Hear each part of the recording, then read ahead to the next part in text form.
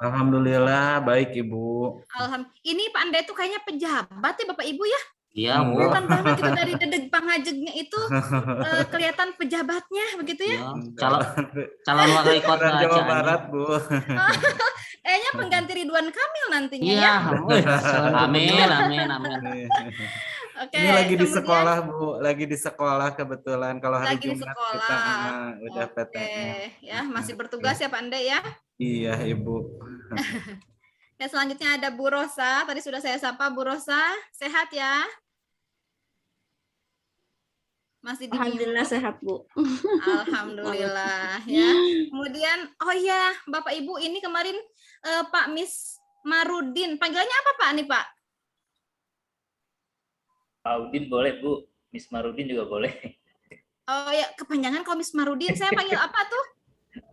Terserah Ibu Amar? aja. Kok jadi Pak Amar ya? Bapak biasanya dipanggil apa? Soalnya kemarin ada di kelas sebelah nggak mau dipanggil nama awalnya Siti Nurjanah, misalnya nggak mau dipanggil Siti karena Siti itu katanya kebanyakan Bu, gitu ya. Kalau dipanggil Siti serasa dimarahi. Ya Pak Misma, Pak Misma nggak apa-apa? Boleh. Oh, Pak Misma kan minggu kemarin belum sempat berkenalan ya, mungkin dengan teman-teman yang lain sudah. Tapi saya sendiri belum mengenal Pak Misma bekerja di instansi mana dan tinggal di mana. Barangkali Mangga silakan untuk bisa memperkenalkan diri, Pak. Terima kasih, Bu Nita. Nama saya Mismarudin. Saya tinggal di Bekasi, Bu. Bekasi, ya. Ya, di Kemudian Kota bertugas? Bekasi. Bekerja di sebuah sekolah swasta. Nama sekolahnya Darussalam. Jenjangnya apa, Pak? Jenjangnya sih sebenarnya dari TK sampai SMA. Oh, Bapak sendiri sebagai Saya ketua di... yayasan jangan-jangan? Bukan. Bukan. Saya di manajemennya, Bu. Makanya nih kita... Makanya saya mau ngambil administrasi pendidikan ini kan saya karena basicnya kan dari teknik, Bu. Saya teknik elektro aslinya. Jadi memang tentang manajemen pendidikan ini atau administrasi pendidikan cukup kurang kemampuan saya di bidang itu. Makanya mungkin dengan bergabung dengan tim ini dan termasuk Ibu untuk bisa membimbing saya lebih mengerti lagi tentang administrasi dan manajemen pendidikan. Oke, alhamdulillah. Ya, insya Allah Pak Misma ya sudah bergabung di sini. Jadi mohon maaf tadi kalau saya salah menangkap, Pak Misma ini tidak mengajar? Dulu mengajar, sekarang udah enggak. Oh, dulu sempat mengajar. Ya. Berarti kan dunia guru itu bukan hal yang baru buat Pak Misma ya? Ya. Ya, karena tentu nanti ke depannya kita akan berbicara lebih banyak terkait dengan pendalaman di bidang pendidikan ya. Oke, terima kasih Pak Misma. Selamat bergabung ya di kelas 21R2 ini. Mudah-mudahan betah nih bersama-sama dengan Pak Denny dan yang lainnya. Amin. Ya. Ya, selanjutnya ada Bu Astri. Ini bunda saya ya. Saya melihat wajah Bu Astri itu Masya Allah, rasanya rindu ke Cianjur ya, pengen meluk bunda saya begitu. Aduh, alhamdulillah Ibu. Bu Astri, nama? Bu, baik. Ibu sehat? Alhamdulillah ya. Terima kasih Bu Astri. Ada Pak Ihsan. Pak Ihsan sudah semangatnya luar biasa sehat, tadi. Bu. Alhamdulillah. Tapi itu Vikonnya kok wajahnya sepotong, saya takut. Ini teh pakai lem sekolah, Bu. Jadi kursinya pendek. Kebetulan saya pendek, jadi bikin pendek, Bu. Atau tongsok bawa-bawa ini pendek-pendek kayak itu nanti body shaming gitu ya? Masuk body shaming. Ya, terima kasih Pak Ihsan ya. Pak Sama, Ihsan Bu. telah memberikan semangat nih untuk teman-temannya. Dari wajahnya sudah sangat ceria sekali. Tadi ada Kang Geri. Apa kabar Kang Geri? Alhamdulillah Bu sehat. Gimana Bu kabarnya? Alhamdulillah ya, alhamdulillah ya. Terima kasih Kang Geri bisa bergabung tentu di tengah kesibukannya ya. Ini kelihatan banget nih aura guru barunya ya, guru muda yang juga kayaknya YouTuber juga ini. Oh. Kata siapa? Ya, oke, terima kasih Kang Geri. Selanjutnya ada Bu Diana. Apa kabar Bu Diana? Baik Ibu, semoga Ibu Nita juga sehat ya. Alhamdulillah sehat Bu Diana, semangat ya. Terima kasih. Ya, selanjutnya ada Bu Nila. Bu Nila, Assalamualaikum. Waalaikumsalam, siap Bu, alhamdulillah. Oh, kalau lihat aura Bu Nila itu karisma keibuannya luar biasa Bapak Ibu ya. Memang ibu-ibu Jadi, Bu. oh, memang ibu-ibu ya. Masa aura kebapaan betul lah, aura keibuannya ya. Ya, nah, saya punya dosen di Unpad itu, kalau Kang Gering atau sama Kansa kenal nggak dosen bahasa Indonesia Bu Cucu Mariam? Bu Cucu Reswati, ya, yang suka degungan itu. Mirip sekali dengan Bu Nila. Ternyata benar bahwa manusia itu diciptakan ada kembarannya kali ya. Kembarannya. Tapi bukan pasaran Iya, Bu betul. ya, berarti bukan Oh, pasaran. bukan pasangan. Oh, enggak. Saya nggak bilang begitu, tapi kalau Bu Nila mau menyimpulkan itu mah enggak, ya. Bisa aja Bu. Ya, ada Bu Mangga. Kisma. Ya. Ya, Ibu. Ya, Bu Kisma, apa kabar? Alhamdulillah. Bagaimana yayasannya? Sudah berkembang? Oh, baru juga kemarin Bu cerita gitu ya. Baru juga kemarin. Ya, Bu Kisma sehat ya? Alhamdulillah Ibu. Semoga Ibu sehat. Alhamdulillah. Selanjutnya ada Bu Widya, Bu Tuti ya. Kami manggilnya Bu Tuti ya. Bu Tuti, Assalamualaikum. Salam. Waalaikumsalam Ya, Mas. Ibu. Damang Bu Tuti. Alhamdulillah baik. Alhamdulillah ya, selamat bergabung kembali Ibu ya dengan Terima kasih. kita semua. Ya. Selanjutnya ada Pak Denny, Bapak dari Pelabuhan Ratu. Ya. Apakah sekarang sedang di pinggir pantai? Oh enggak. Oh enggak ya, Di sekolah, Bu. di sekolah ya. Sehat ya Pak Denny ya. Alhamdulillah, Bu. Kumaha langsung. Alhamdulillah ya. Iya. Terima kasih Pak Denny. Selanjutnya ada Bu Yana. Iya Ibu, alhamdulillah kabarnya sehat Ibu. Mudah-mudahan sehat walafiat. Alhamdulillah. Ya, ini masih di sekolah Bu Yana? Enggak Ibu, sudah di rumah kebetulan sekarang sudah di rumah. PJJ lagi Bu. Oh begitu.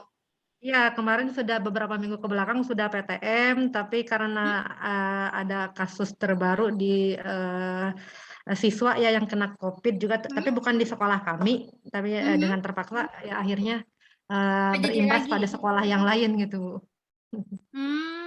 Ya. Dikira di sekolah ya. Ya, terima kasih Bu Yana.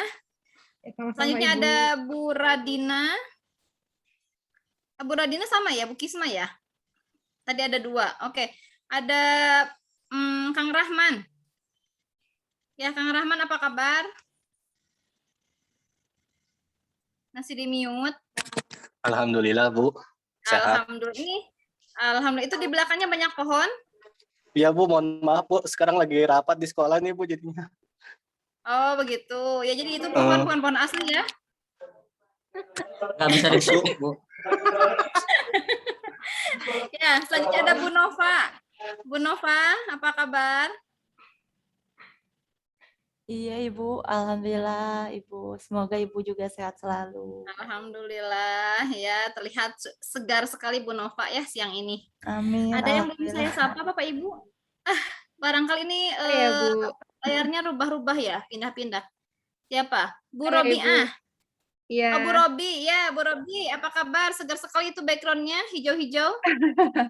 Ya Ibu, alhamdulillah sehat. Semoga Ibu juga sehat selalu. Alhamdulillah ya. Ini juga ada Bu Dewi Reksar. Ya, Bu Dewi sedang apa itu, masih sibuk-sibuk aja Bu Dewi? Lagi masak kayaknya Bu. Alhamdulillah ribet sama anaknya juga ada Bu. Di rumah ya Bu Dewi ya? Iya Bu. Ya, sehat Bu Dewi? Alhamdulillah Ibu juga sehat ya. Alhamdulillah. Alhamdulillah. Ya, sudah semua Bapak Ibu? Udah ya, 19 orang, 1, 2, 3, 4, 5, 15, 16, 17, 18, 19. Oke, Bu. Siapa yang belum ini? Saya tadi minta data ke Mas Linggar. RAP20. Bu Nur Aini. Kok ini kayaknya datanya salah ya? AP21R 2. 2 Bu. Oh, R2 ya, ini dikasihnya R1. Ya, salah, berarti minta data lagi nanti ke Mas Linggar. Ya, alhamdulillah Bapak Ibu sudah tersapa semua ya. tadi saya sudah memulai menstimulus Bapak dan Ibu sebenarnya, tapi saya lupa, saya mau menyapa dulu satu persatu biar ngerasa bahwa ternyata nama saya ada ya dalam ingatan Bu Nita begitu ya, tidak hanya Bu Atin, tidak hanya Pak Ihsan gitu ya, tapi semuanya insya Allah ya kita akan sama-sama menimba ilmu, sharing terkait dengan mata kuliah teori administrasi dan SIM pendidikan. Ya Bapak dan Ibu, tadi saya sudah menstimulus Bapak dan Ibu apa saja sih yang sudah Bapak Ibu pelajari, yang sudah Bapak Ibu diskusikan selama satu semester ya, minggu yang lalu. Minggu yang lalu ya, tadi kata Bu Atin kita sudah bicara tentang hubungan organisasi, administrasi ya dan lain sebagainya begitu. Silahkan Bapak Ibu, barangkali ada yang mau menyampaikan Ada, Bu. apa Ada, Bu. ingatannya. Saya, Siapa Bu. Pak Ihsan? Sip, mangga Pak Ihsan, silahkan. Bismillahirrahmanirrahim. Yang saya dapatkan dari pertemuan pertama adalah bahwa hubungan organisasi, manajemen, dan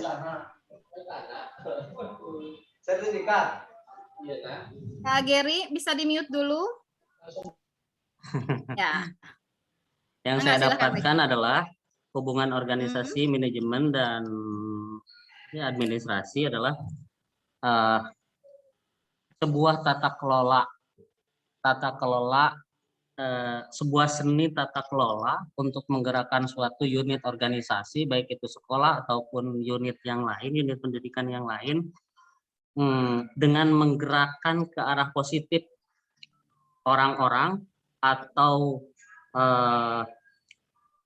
yang lainnya dalam bentuk sebuah kerjasama yang manusiawi atau hubungan insani guna mencapai tujuan dengan menempatkan right man on the right place dan right time, menempatkan orang-orang sesuai dengan kapasitasnya, menempatkan orang-orang sesuai dengan kemampuannya pada pas waktunya dan sebagainya,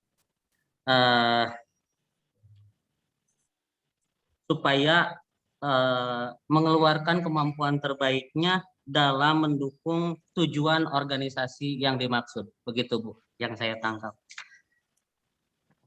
Oke, terima kasih. Kasih aplaus atau Bapak Ibu. Ih, ada teman yang berani ini teh ya. Kalau Ya. gimana anak-anak mau dikasih apresiasi, Bapak Ibu gurunya juga Ya. tinggal ada teman yang sudah maju duluan nggak diapresiasi. Biasanya dikasih amplop, Bu. Bisa Dikasih dikasih amplop. amplop. Kalau amplopnya saja boleh, Pak Ihsan banyak, ya murah lagi. Amplop, Tapi amplop amplopnya ada bungkulnya isi punya yang- kosong. Ketua kelompok. Iya, amplop aja banyak ya Bu Nila ya. Bu, dikasih banyak, Bu. aplaus, Bisa lagi Bu. amplop soal ge banyak Bu di Oh, sekolah. amplop soal. Amplop soal. Ya, ya Bapak Ibu, memang hal-hal yang sepele memberikan reward, memberikan apresiasi kepada anak didik itu hal yang mungkin biasa dan barangkali sering terlupakan gitu ya. Padahal kecil apapun usaha yang sudah dilakukan oleh anak didik kita berikan apresiasi, kita berikan reward. Reward itu bukan hanya dalam bentuk materi. Kalau misalnya di sekolah apakah harus selalu memberikan permen, coklat, gitu ya, atau misalnya pensil, buku, tidak selalu seperti itu Bapak Ibu. Acungan jempol adalah apresiasi, tepuk tangan adalah apresiasi, tepukan di pundak adalah apresiasi. Jadi sekecil apapun yang dilakukan oleh anak, mari kita berikan apresiasi. Dan anggaplah ini Ihsan juga anak-anak yang perlu berikan apresiasi. Iya Bu, masih anak-anak, masih 19 Oh, iya. tahun Bu. Ya padahal enggak Pak Ihsannya enggak hanya anak-anak, orang tua juga butuh apresiasi ya. Kayak nanti kita akan sedikit membahas terkait dengan teori Maslow, teori kebutuhan Maslow ya. Apakah apa saja sih yang dibutuhkan oleh manusia, itu adalah salah satunya adalah sebuah kebutuhan penghargaan Bapak Ibu ya. Ya terima kasih Pak Ihsan, tadi kalau ditangkap ada tujuan di sana ya. Kemudian ternyata antara satu dengan lain saling berkaitan, pada ujungnya adalah untuk mencapai tujuan ya, mencapai tujuan. Oke. Satu orang lagi saja Bapak Ibu, ada yang mau menambahkan tadi apa yang disampaikan oleh Pak Ihsan? Mangga. Ya, keterkaitan antara organisasi, administrasi, manajemen dan lain sebagainya. Mangga silakan. Iya. Boleh Bu nambahin? Ya, mangga Kang Geri. Sedikit aja. Ya, boleh banyak juga, nggak bayar kok. Tapi Ya, makasih. harusnya dibayar malah. Ada di Bu Nila. Amplopnya ada. Amplopnya.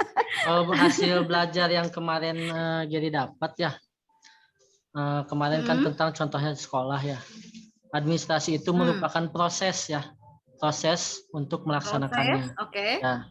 Kalau organisasi itu sebagai wadahnya gitu. Sebagai wadahnya seperti sekolah. Nah, sedangkan manajemennya itu sebagai pelaksananya. Kalau kemarin Nah, tujuannya itu untuk mencapai ketercapaian. Semuanya jadi mempunyai korelasi ya antara administrasi, terus organisasi dan juga manajemennya. Ya, sedangkan inti dari manajemen kan itu sebuah pemimpin ya. Jadi si pemimpinnya itu, kepala sekolahnya itu sebagai atau apa guru-gurunya itu sebagai yang memimpinnya gitu. Kemarin tuh seperti itu. Kemudian mencapai ketercapaian. Ketercapaian apa, Kang Geri maksudnya? Ketercapaian sebuah tujuan pendidikan yang ingin dicapai. Oke, ketercapaian tujuan ya, tujuan yang tentu sudah ditetapkan sebelumnya. Ya, yang sudah ditetapkan sebelumnya. Oke, kalau kita melihat fungsi daripada organisasi yang pertama adalah perencanaan, ya, perencanaan. untuk mencapai apa yang direncanakan itu. Ya, oke, masih ada Kang Geri? Ya, cukup itu aja deh. Oke, terima kasih ya Kang Geri. Tepuk tangan dulu atuh. Oh, tepuk tangan dulu katanya, jangan hanya Pak Ihsan ya. Saya sih tadinya nggak bakal nyuruh Kang Geri, maksudnya tadi saya sudah nyuruh sekali. Oh, ini gitu. pada hitung tidak gitu ya, Takut pada lupa gitu Bu. ya. Pada lupa ya, memang gitulah, seringnya lupa gitu ya Pak Enda ya, seringnya lupa. Oke, terima kasih Kang Geri. Tadi kata Kang Geri menyampaikan dengan bahasa yang lugas, bahasa dikemas dengan bahasa sendiri, bahwa organisasi itu Bu sebuah proses. Administrasi itu adalah sebuah proses. Organisasi adalah wadah. Manajemen adalah pelaksana, begitu ya. Dan inti yang menggerakkan adalah kepemimpinan. Bagaimana seorang pemimpin mampu mencapai tujuan yang direncanakan sebelumnya melalui fungsi-fungsi organisasi yang dimulai dari perencanaan. Kemudian, ayo fungsi organisasi yang pertama, yang utama itu ada berapa Bapak Ibu?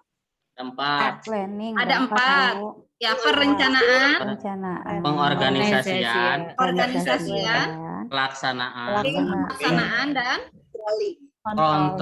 controlling, evaluasi, pengawasan.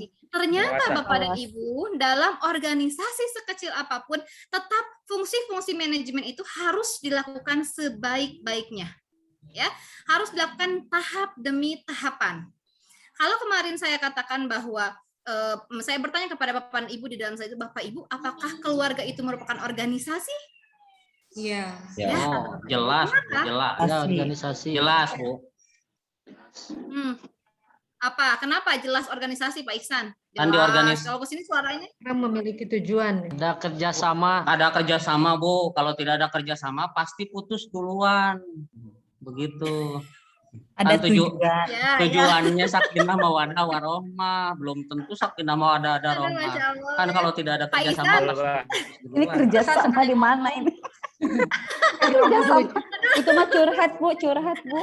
Ya curhat Bu Nila, tapi di sini kayaknya saya sih nggak mau berpikir berpikir rada ngeres gitu ya. Tapi kayaknya Pak Ihsan arahnya ke sana begitu ya.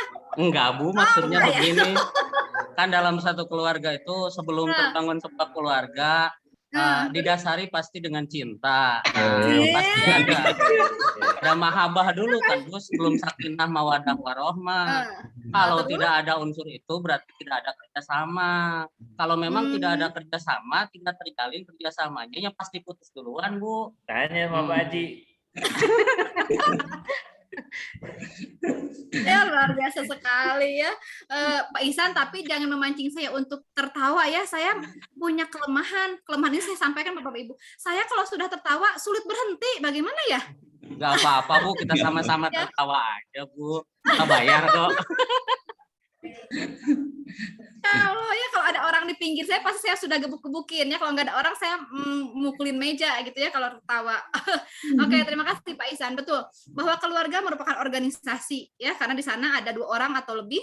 Tentu ada istri, ada suami yang melahirkan seorang anak, kemudian ada kerjasama dan tentu ada tujuan yang ingin dicapai. Ya, nah ternyata Bapak dan Ibu, di dalam sebuah organisasi sekecil apapun tetap fungsi-fungsi manajemen ini harus dilaksanakan tahap demi tahap sampai pada controlling atau evaluasi, gitu ya. Bagaimana tadi untuk membangun sebuah rumah tangga kan ada komitmen, ada rencana kapan, dari mulai rencana nikah, rencana punya anak, rencana punya rumah dan lain sebagainya Bapak Ibu. Jika hal itu tidak dilakukan maka tentu mungkin sebuah keluarga akan mengalami hal-hal yang tidak diinginkan gitu ya, karena tidak ada perencanaan yang matang untuk membangun sebuah rumah tangga, seperti apa ke depannya, bagaimana nanti menyekolahkan anak dan lain sebagainya, itu perlu dikomunikasikan begitu ya. Nah, oke, terima kasih Bapak Ibu, sehingga untuk memulai materi selanjutnya Bapak Ibu sudah punya gambaran terkait keterkaitan antara administrasi, organisasi, manajemen sampai pada tadi kepemimpinan ya, lebih lanjutnya pada pengambilan keputusan dan lain sebagainya. Oke. Nah, kemarin saya meminta Bapak dan Ibu untuk berdiskusi di dalam LMS. Apa yang Bapak Ibu diskusikan ya? Bedanya bos antara bos dengan leader. Ya. Oke, karena tadi kita sudah menyinggung tentang kepemimpinan, bahwa kepemimpinan itu adalah seni. Seni apa? Seni mempengaruhi orang lain. Ya, seni mempengaruhi orang lain tentu untuk berbuat hal yang jauh lebih baik. Gitu ya, bukan seni mempengaruhi orang lain dalam hal yang buruk. Dalam hal ini tentu hal-hal yang positif dalam sebuah organisasi. Nah, ternyata lahirlah istilah ada leader, ada bos. Walaupun tentu saya yakin Bapak dan Ibu sebelum mempelajari atau mendiskusikan hal itu kemarin, ya, Bapak Ibu mungkin berpikir, Bu, sama saja kok Bu, bos dengan leader itu sama-sama pemimpin, begitu ya mungkin ya. Tidak salah ya, tetapi kalau kita mengacu kepada sebuah teori, ternyata Bapak Ibu sekarang sudah memiliki pengetahuan yang baru bahwa leader dan bos itu berbeda. Apa bedanya? Saya Bu boleh satu yang pertama. Boleh Bu Nila, mangga silakan. Oke, kalau bos itu dia lebih banyak memerintah Bu ya, memerintah kalau salah satunya. Kalau pemimpin dia lebih banyak mengarahkan istilahnya mengarahkan apa yang harus dikerjakan. Jadi kalau misalnya bos lebih banyak ayo kerjakan memerintah, tapi kalau pemimpin justru istilahnya bersama-sama untuk mengerjakan. Yuk, ayo kerjakan, ini kita kerjakan. Jadi maksudnya melibatkan dia juga gitu, tidak hanya staf-staf yang di bawahnya. Itu salah satu. Mungkin teman-teman yang lain dari diskusi yang kemarin banyak sekali pendapat. Ternyata hasil diskusi kami itu sebenarnya tujuannya sama. Kesimpulannya itu kalau bos itu kesannya lebih banyak memiliki karakter negatif, tapi kalau pemimpin lebih banyak positif. Ya, boleh nanti teman-teman kali bisa menyebut. Kalau dari saya satu aja dulu biar tidak langsung mengambil semua jawaban. Ibu Nila mau berbagi pada teman-teman yang lain, katanya hanya satu saja. Ya, tadi yang dapat disimpulkan bahwa kata Bu Nila intinya mah kalau bos itu lebih terkesannya negatif begitu ya Bu ya. Kalau leader itu adalah hal-hal yang positif yang justru muncul di dalam dirinya begitu. Terima kasih Bu Nila. Ada satu orang lagi saja yang mau menambahkan? Kemarin diskusinya luar biasa ya. Tapi Bapak Ibu mohon maaf, mumpung saya ingat, mohon nanti ketika Bapak Ibu mengisi LMS untuk berdiskusi tidak membuat diskusi sendiri. Baru, ya topik baru, tapi membalas apa yang saya lontarkan. Sehingga nanti teman dengan teman itu saling mungkin Bapak Bu Astri mau mengomentari pendapatnya Pak Ihsan mau mengomentari pendapatnya Pak Denny dan seterusnya, sehingga terlihat dalam satu laman, bukan topik baru. Itu ya Bapak Ibu ya. Ya, mohon disaling mengingatkan begitu. Jadi sehingga terjadi diskusi yang cukup aktif di sana. Oke. Ya Bapak Ibu, tadi barangkali satu orang lagi saja ada yang menambahkan pendapatnya Bu Nila untuk memperkuat penutup materi di minggu lalu. Bu mau mencoba Bu. Siapa? Mangga Bu Robi, silakan. Ya, jadi perbedaan pemimpin dengan leader, pemimpin dengan bos.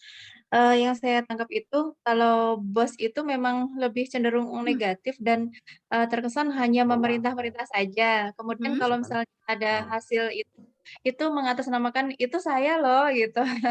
Tapi berbeda halnya dengan seorang yang pemimpin. Kalau orang pemimpin itu lebih kepada memotivasi anggotanya. Kemudian kalau misalnya ada kegagalan akan mengerjakan secara bersama-sama. Jadi proses yang dilakukan pun tidak hanya anak buahnya saja yang melakukan, tetapi bersama-sama baik itu pemimpinnya maupun anak buahnya. Kemudian ketika ada keberhasilan, ya itu atas keberhasilan kita bersama, bukan keberhasilan saya saja. Itu untuk seorang pemimpin. Mungkin seperti itu Bu Nita. Oke, terima kasih Bu Robi. Intinya kalau bos itu tadi katanya kalau salah itu ya kesalahan Anda, kalau menang ya itu kemenangan saya, begitu ya jasa saya. Tapi berbeda dengan leader. Kalau leader itu ya kalau misalnya ada kelebihan dalam organisasi, pencapaian tujuan organisasi bahwa itu hasil kerja keras kita bersama Bapak Ibu. Ya, tapi ketika ada kesalahan anak buah, anggota organisasi, tidak serta-merta hanya menyalahkan, tapi itu juga kesalahan kita bersama dan mari kita perbaiki bersama. Mudah-mudahan Bapak Ibu yang ada di sini, yang kepala sekolah, mungkin ada yang guru, ada Bu Tuti dari Dinas Pendidikan, ya, dan yang lainnya, itu mampu menjadi seorang leader, bukan menjadi seorang bos. Insya Allah Bapak Ibu ya, mudah-mudahan semuanya memang benar-benar menjadi leader, bukan sebagai bos. Ya, tidak ada kata terlambat untuk berubah. Ya, seandainya ada satu lain hal di dalam diri Bapak dan Ibu yang mungkin Bapak Ibu bisa menganalisis dari gambar-gambar yang saya tampilkan. Oh iya, saya ternyata selama ini hanya bisa menyalahkan. Saya jarang mengapresiasi. Ya, saya hanya bisa memerintah tanpa saya hayu mengajak bersama-sama untuk bekerja.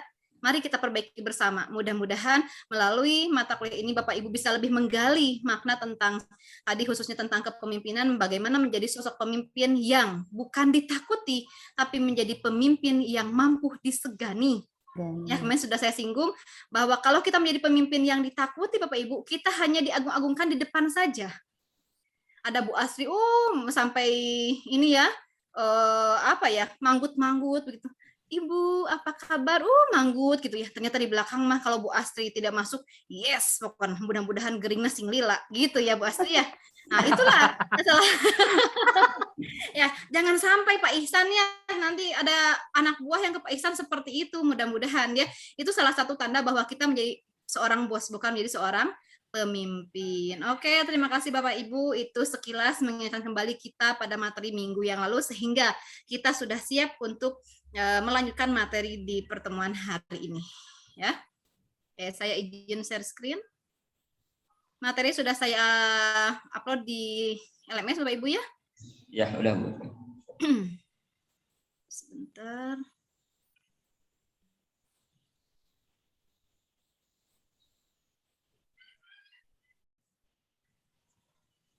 Sudah nampak Bapak Ibu? Sudah. Ya Bu. Ya, oke.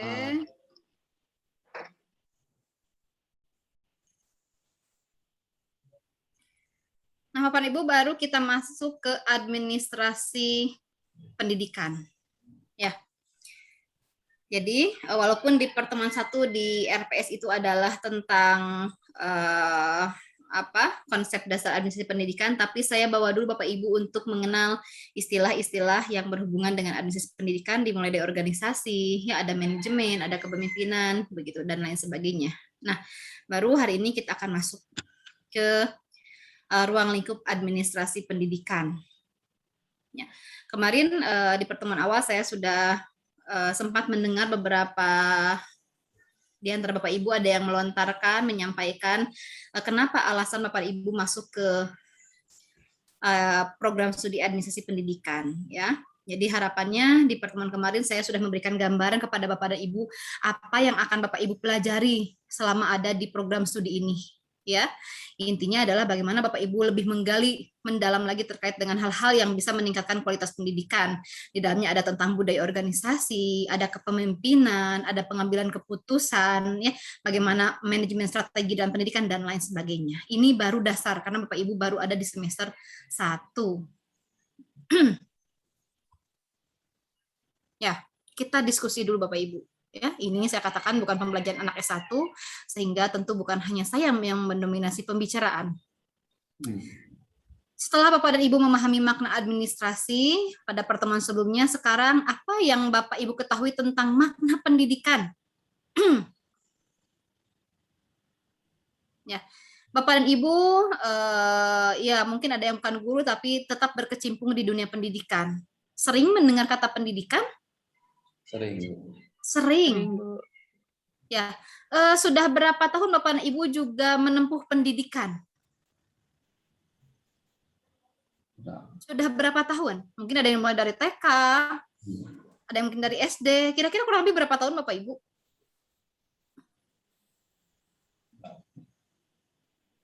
Berapa tahun Pak Ihsan? Kin orang etang heula.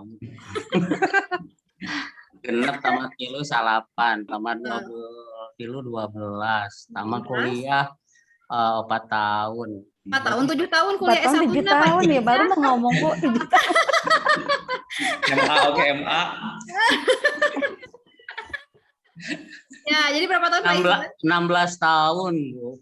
Allah, 16 itu hanya pendidikan formal Pak Ihsan Hanya ya? pendidikan formal. Belum pendidikan non formal dan informal. Acan ya? mas santrena Bu, tos Oh, kasrol Masya ge sabaraha Allah, kayak hiji Ustadz dia teh.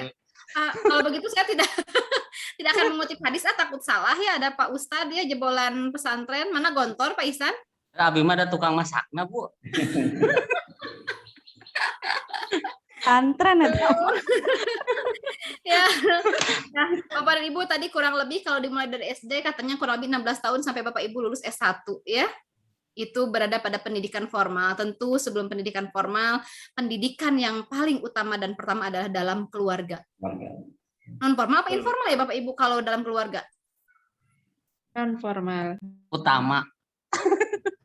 Iya utama betul. Pendidikan Istilahnya pertama. Non formal ya. non formal apa informal? Pertama, utama, dan Non-formal ya? non formal. Non formal. Non formal ya. Iya. Oke, nah Bapak dan Ibu, apalagi menjadi seorang ibu, al-ummu madrasatul ula, katanya ya, ibu itu adalah madrasah yang utama dan pertama bagi seorang anak. Oleh karena itu, setinggi apapun pendidikan seorang perempuan, mau itu S2, mau itu S3, punya jabatan apapun, tetap ketika kembali ke rumah, lepaskan jabatan itu dan kembalilah menjadi seorang ibu rumah tangga, menjadi seorang istri yang tentu harus mengabdi kepada suaminya. Bukan begitu Bapak Ibu? Ibu-ibu ya saya tanyanya, bukan ke Bapak-bapak. Bapak juga harus. Oh, Bapak juga harus. Saya kan lagi ngomonginnya ibu adalah madrasah utama dan pertama. iya. Oke. Ya. Dan Bapak kepala sekolahnya, Bu. Bukan. Kalau Bapak yang kerjanya katanya ibu yang gajian gitu kalau istilah sekarang. Gitu ya, Ibu Bu. yang menghabiskan, Bu. Yang menghabiskan. Ya, nah, Bapak Ibu kita tentu sudah tidak asing lagi dengan kata pendidikan. Saya ingin tahu seberapa jauh, seberapa dalam Bapak Ibu memahami makna pendidikan. Silahkan. Saya, Bu. Izin menjawab, Bu. Ya Pak, ini soalnya kalau lagi ini layar tidak ini. Bu Revi, ya mangga silahkan. Bapak Ibu raise hand ya kalau sedang menampilkan layar karena saya tidak bisa melihat siapa yang bicara. Assalamualaikum warahmatullahi wabarakatuh. Terima kasih kepada Bu Nita yang sudah memberikan kesempatan. Bu, saya ingin bertanya, menjawab tentang makna pendidikan ya Bu ya. Mungkin ini nggak asing lagi. Pendidikan bagi saya itu untuk memanusiakan manusia, Bu. Untuk memanusiakan manusia. Oke. Ya. Itu makna pendidikan atau tujuan pendidikan? Lebih kepada tujuan sih Bu, maknanya yang lebih disadari, yang lebih dirasakan oleh si pendidiknya sendiri, kemudian siswanya sendiri gitu. Kadang susah untuk diungkapkan, tapi lebih bisa terasa kalau misalnya kita udah lulus dari sekolah nih, misalnya siswanya seperti itu. Oh iya, saya dulu seperti ini dengan guru misalnya melawan, tapi ternyata ketika saya lulus dari sekolah, nah dia mulai lebih memaknai pendidikan tersebut. Jadi kalau malah masih sekolah itu malah suka susah gitu memaknai pendidikan itu apa. Mereka dibawa ke pelajaran seperti apa, mereka malah belum memahami gitu. Nanti ketika sudah lulus bertemu dengan dunia pendidikan di kampus atau kerja gitu ya Bu ya, baru mereka lebih bisa memahami pendidikan tersebut gitu. Oke, terima kasih Bu Revi ya. Luar biasa ini ada 4 orang yang raise hand ya. Senang sekali saya kalau pembelajaran aktif seperti ini. Terima kasih Bu Revi. Intinya adalah tadi memanusiakan manusia. Kumahanya Pak Denny memanusiakan manusia. Memang kita tuh belum jadi manusia begitu sebelumnya. Oke, kita simpan dulu ya jawaban Bu Revi. Terima kasih Bu Revi. Ya, selanjutnya ada Bu Yana. Silahkan Bu Yana, mangga. Izin menjawab Ibu. Mangga, silahkan. Kalau saya mungkin lebih memaknai pendidikan itu sebagai sebuah proses ya Bu ya.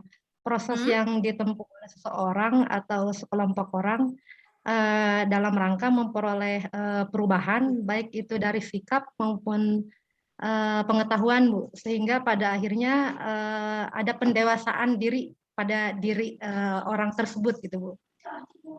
Demikian Bu. Terima kasih.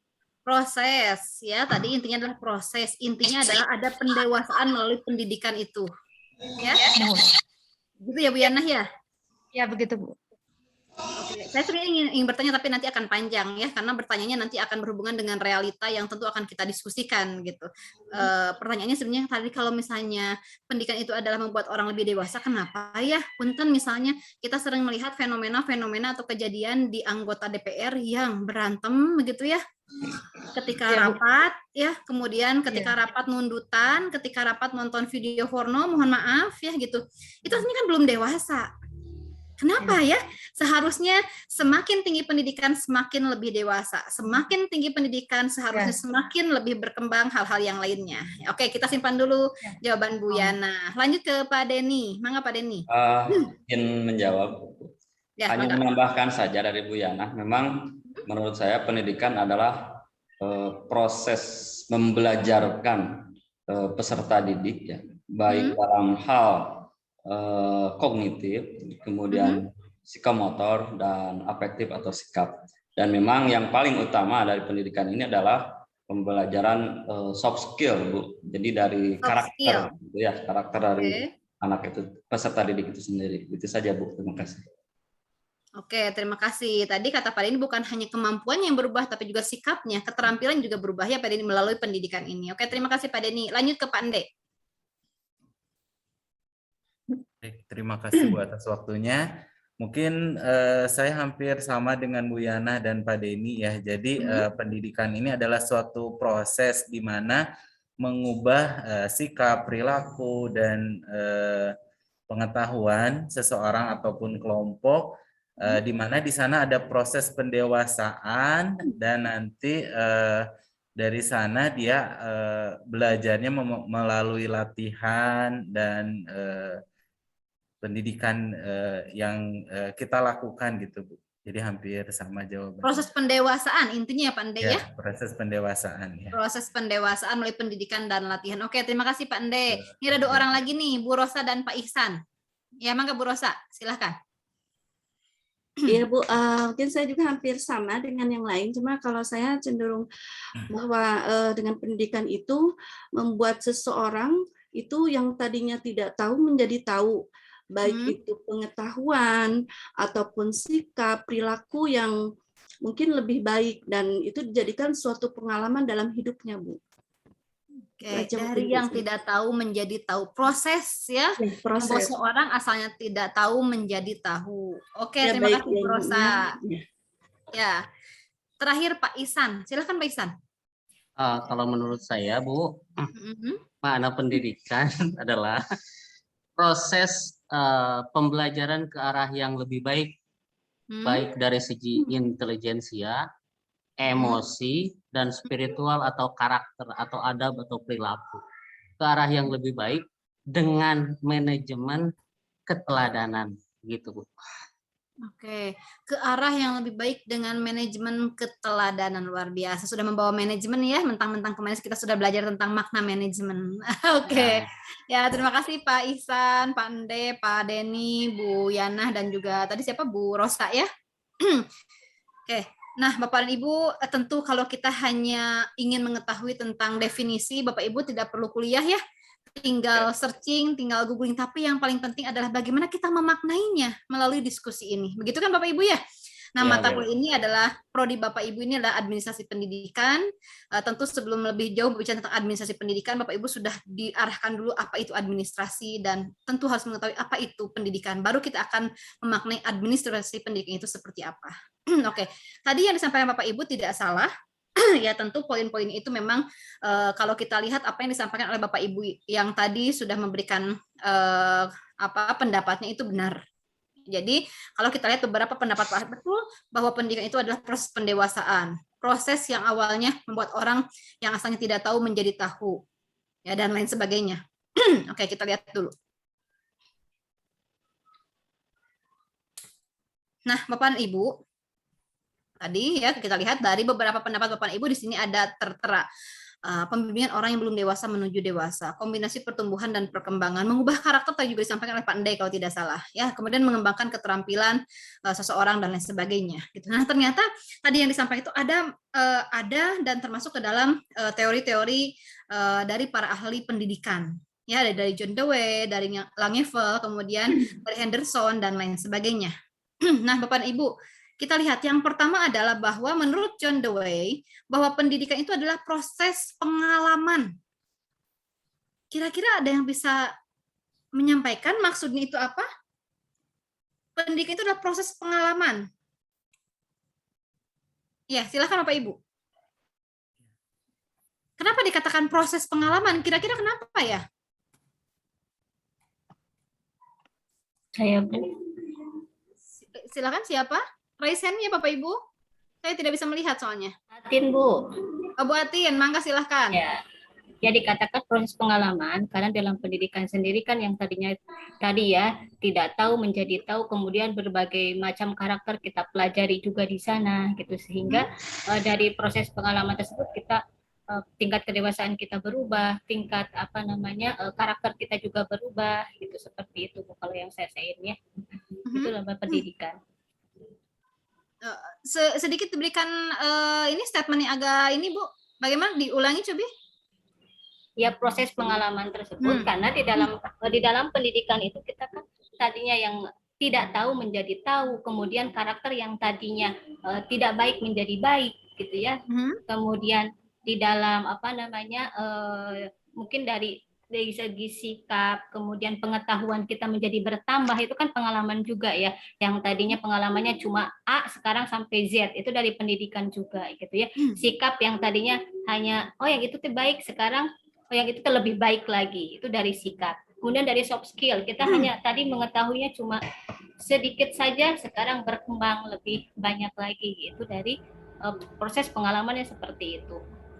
Oke, terima kasih Bu Atin. Ya, iya. Ada Pak Denny. Ya, mangga Pak Denny mau menambahkan, silahkan. Kalau menurut saya itu kenapa dikatakan proses pengalaman, karena di sekolah itu diajarkan hal-hal baru yang mungkin anak sebelumnya itu belum pernah menemukan hal tersebut, Bu, seperti itu. Jadi adanya pengalaman perubahan begitu ya? Betul. Perubahan tadi yang disampaikan juga oleh Bu Rosa, kalau tidak salah, dari yang tidak tahu menjadi tahu begitu. Oke, terima kasih Pak Denny. Ini ada 2 orang lagi nih, Pak Ihsan dan Bu Rosa, silahkan. Menurut saya memang harus mengalami, Bu, karena pengalaman adalah guru yang utama, begitu. Kita belajar renang, kan ada teori nih, ada teori, ada praktek. Ada yang bisa hanya teori saja dan ada harus dengan prakteknya. Kalau belajar renang tak terjun ke kolam renang, itu sama saja dengan mimpi, begitu Bu. Mungkin John Dewey seperti itu. Oke, luar biasa memang Pak Ihsan ini ya. Ya, terima kasih Pak Ihsan. Terakhir Bu Rosa, silahkan. Iya Bu, ayo mangga, semangat ya. Saya mungkin sependapat dengan Pak Ihsan ya Bu ya. Kalau proses pengalaman itu cenderung harus dicoba dulu. Misalkan kayak anak misalkan belajar berhitung. Kalau misalkan dia belajar berhitung tidak dicoba, cara menghitung itu seperti apa, mungkin nggak ada proses pengalamannya, tapi dengan dia mencoba, tahu teorinya, kemudian mencoba, maka dia punya proses pengalaman. Oh, ternyata menghitung yang mudah itu dengan gambar, misalkan seperti itu, Bu. Mungkin itu, Bu. Oke, terima kasih Bu Rosa ya, Pak Ihsan, tadi juga Pak Denny. Bu Yana, raise hand. Mangga, 1 orang lagi saja. Mangga Bu Yana. Ya, sebenarnya tidak jauh berbeda dengan rekan-rekan yang lain ya Ibu, karena tidak mungkin tadi juga Pak Ihsan juga sempat membahas bahwa pengalaman itu guru terbaik ya. Tidak akan dikatakan guru terbaik kalau misalkan dari pengalaman-pengalaman tersebut seseorang tidak memperoleh pendidikan. Karena ada istilah demikian dikarenakan memang melalui pengalaman inilah kita bisa memperoleh pendidikan lebih dari sekedar orang yang memperoleh pendidikan hanya melalui teori-teori saja, Bu. Jadi ketika kita di lapangan itu akan jauh lebih bermakna memperoleh pendidikan dibanding kita hanya menjadi pendengar saja, begitu Bu. Oke, terima kasih Bu Yana ya. Bu Diana, raise hand. Nah, Bu Diana belum terdengar suaranya dari minggu yang lalu. Silahkan Bu Diana. Ya, mangga. Mungkin coba menambahkan aja sih dari yang teman-teman tadi bilang. Kalau saya sih selalu melihat pembelajaran atau orang belajar itu karena dia sedang membangun koneksi, bangun hubungan antara apa yang dia ingin tahu dan apa yang terjadi di sekitarnya. Nah, yang saya pahami untuk membuat terkoneksi itu, terutama untuk anak-anak ya, biasanya kita selalu melibatkan semua panca indera untuk dilibatkan, karena sebenarnya itu cara paling mudah untuk membuat si pembelajar itu terkoneksi dengan sesuatu yang dia ingin pelajari. Terkait itu, maka pengalaman, kalau di beberapa teori ada yang mengatakan harus bikin prior knowledge-nya harus tahu dulu supaya ada keterkaitan dengan pengalaman dia kemarin apa sih dengan sesuatu yang baru itu. Maka pembelajaran yang menurut kalau John Dewey itu bilangnya selalu pengalaman itu menjadi basic-nya gitu. Oleh karena itu kalau konteksnya pembelajaran anak-anak memang melibatkan mereka dengan mengetahui apa sih mereka ingin tahu, kemudian apa sih yang sudah diketahui dan dialami, sehingga pembelajaran ada di tengah-tengah itu gitu, menjembatani antara pengalaman mereka dengan keingintahuan terhadap sesuatu. Begitu sih pahami. Luar biasa. Ya, oke. Terima kasih Bu Diana. Ya, beberapa rekan-rekan di antara Bapak dan Ibu sudah menyampaikan pendapatnya. Ya, luar biasa. Memang Bapak Ibu betul sekali kenapa John Dewey mengatakan bahwa pendidikan itu adalah proses pengalaman. Tadi seperti yang disampaikan oleh teman-teman bahwa ternyata kalau kita lihat pendidikan itu dimulai dari mana sih Bapak dan Ibu? Dimulai sejak kapan? Selalu katanya sejak dini. Sejak dini itu dari usia berapa? Begitu. Lahir, ya. Sejak lahir, Bu. Sejak lahir, yakin Pak Ihsan? Sejak sebelum lahir juga, Bu. Sejak sebelum lahir. Sejak sebelum lahir gimana? Iya. Sejak dalam kandungan. Sejak dalam kandungan. Oke, betul. Jadi Bapak Ibu jangan mengatakan sejak dini, ya. Salah itu. Kurang tepat kalau Bu ya. Kasihan si Dini sejak di dini. bawah. Dini itu usia berapa Bu Nila? Iya kan? Iya benar usia Ibu. berapa? Padahal ya ternyata usia Dini nggak terjadinya tahu ya proses Bu. pendidikan mulai dari anak dalam kandungan. Ya, sedikit kita membahas terkait dengan kenapa misalnya di negara-negara lain di Amerika dan sebagainya ketika ibu hamil, seorang perempuan sedang mengandung, ya disarankan untuk mendengarkan musik-musik klasik, gitu kan? Musik-musik yang bisa memberikan stimulus kepada anak. Nah, kalau di dalam Islam ternyata kenapa seorang perempuan yang sedang mengandung disarankan untuk membaca Al-Qur'an, ya kan? Mendengarkan hal-hal yang baik-baik, bagaimana orang tuanya harus berbuat yang baik-baik, berbicara yang baik, makan makanan yang baik. Kenapa? Karena ternyata berpengaruh ya terhadap perkembangan janin yang ada di dalam kandungannya. Artinya ternyata Bapak Ibu sekali lagi jangan sekali lagi mengatakan bahwa pendidikan dimulai sejak dini, bukan. Sejak anak dalam kandungan.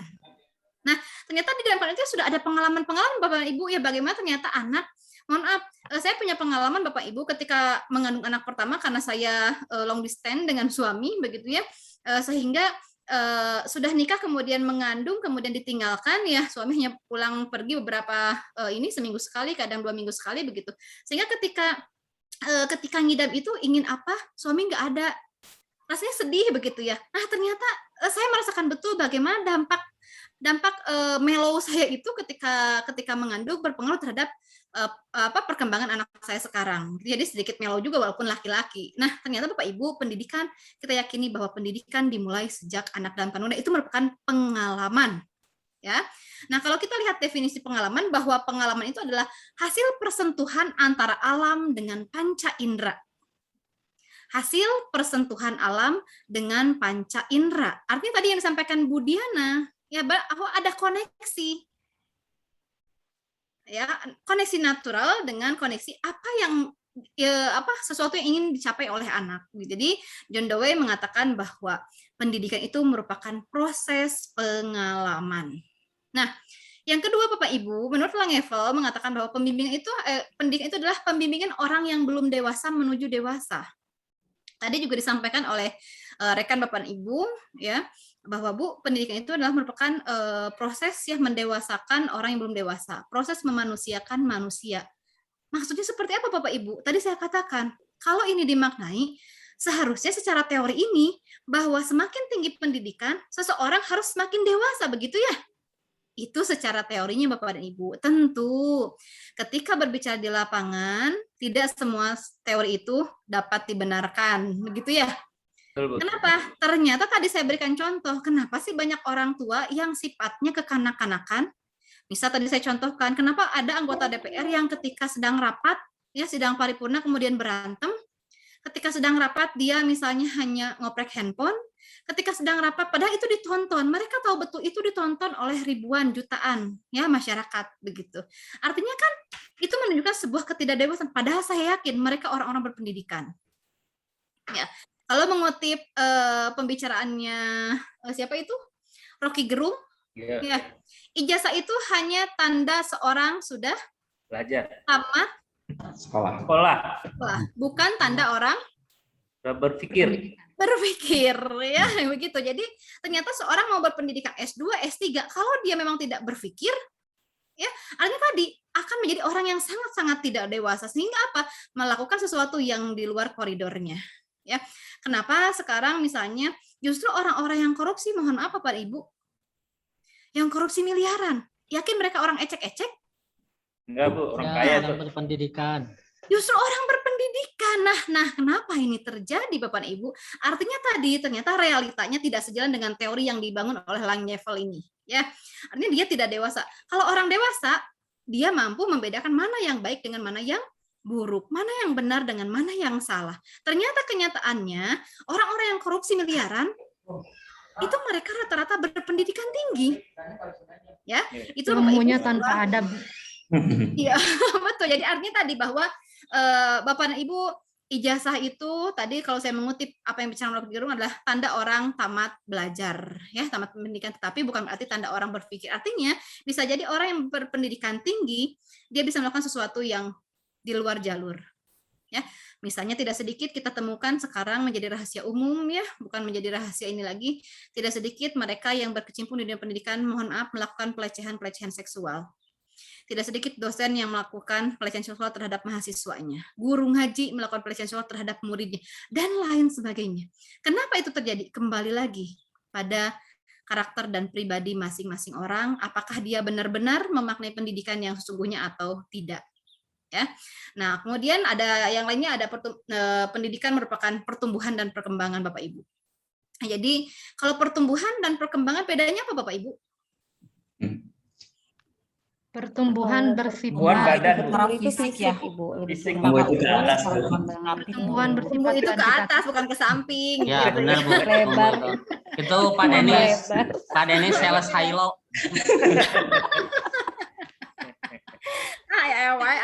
Ya, Bu Revi dan Bu Yana sudah ini. Ini kemana teman-teman yang lain ya? Ini kan ada 19 orang nih Bapak Ibu. Ini yang muda-muda jangan kalah nih. Ya, sama senior-seniornya ayo. Ya. Ya, Karsa aja senyum-senyum aja, Bu. Bisa menambahkan, Bu. Nggak usah ciut ya. Ini yang masih muda-muda. Justru di sinilah saatnya kalian ya, Kansa, ada Rahman, ada Gary gitu. Jangan takut bahwa Bu, saya mah belum berpengalaman, Bu. Bapak Ibu mah kan sudah luar biasa berpengalaman. Ya, Tidak seperti itu. Ya, kita sama-sama sedang belajar. Barangkali kalaupun ada yang dari anak muda itu perlu kita kembangkan, perlu kita apresiasi, ya tentu akan diapresiasi. Jadi jangan takut, jangan merasa ciut. Ya, oke, saya mulai dulu dari Bu Dewi deh. Mangga Bu Dewi. Untuk pertumbuhan mungkin secara kuantitatif ya Bu. Jadi sesuatu hal yang tumbuh itu adalah hal yang bisa diukur, seperti tinggi, ya, besar, mungkin seperti itu kalau pertumbuhan itu secara kuantitatif ya, hal yang bisa diukur. Kalau perkembangan secara kualitatif, yaitu suatu hal yang tidak bisa diukur secara oleh angka mungkin Bu, seperti pengetahuan, kemudian kemampuan seseorang itu kan tidak bisa diukur oleh angka gitu Bu. Mungkin itu aja Bu. Oke, jadi pertumbuhan lebih. Jadi bedanya kualitatif dan kuantitatif ya. Kuantitatif dan kualitatif. Oke, terima kasih Bu Dewi. Tadi ada Bu Tuti, mangga Bu Tuti. Ibu. Baik Bu, saya menambahkan saja Ibu, kaitannya dengan hal yang tadi sudah dijelaskan tentang pendidikan, kemudian pengalaman, kedewasaan, pertumbuhan dan perkembangan. Kalau kita bicara pertumbuhan secara fisik, itu anak itu tumbuh terus sampai ke dewasa, tua, dan berakhir. Perkembangan lebih ke arah kematangan. Kemudian dikatakan dewasa atau tidak dewasa. Dewasa itu kan bisa orang memandangnya, wah udah dewasa. Dewasa dalam hal apa dulu? Kalaupun kita berpikir ke usia kan ada usia kronologis, ada usia mental. Usia kronologis ya seperti usia yang tertera di kalender ulang tahun keberapa dan lain sebagainya, itu kronologis. Kan ada usia mental, bagaimana mental seseorang itu. Dan dalam pertumbuhan, dalam pendidikan kan itu ada dasar, ada ajar, ada lingkungan. Dasarnya bagaimana? Diawali dari keluarga, gitu ya. Dasar dari pendidikan anak, dia dari di rumah, dari tadi yang dikatakan bahwa sejak dalam kandungan, kemudian bagaimana kondisi keluarga, dasar benar-benar yang membentuk sampai anak bersosialisasi dengan lingkungan. Dalam sosialisasi dengan lingkungan ada ajar, udah mulai pendidikan, udah mulai sekolah. Bagaimana sekolah itu mendidik anak-anak untuk membentuk kematangan dirinya. Itu dari ajar ya Bu ya, dan itu pun terpengaruh juga dengan lingkungan yang ada.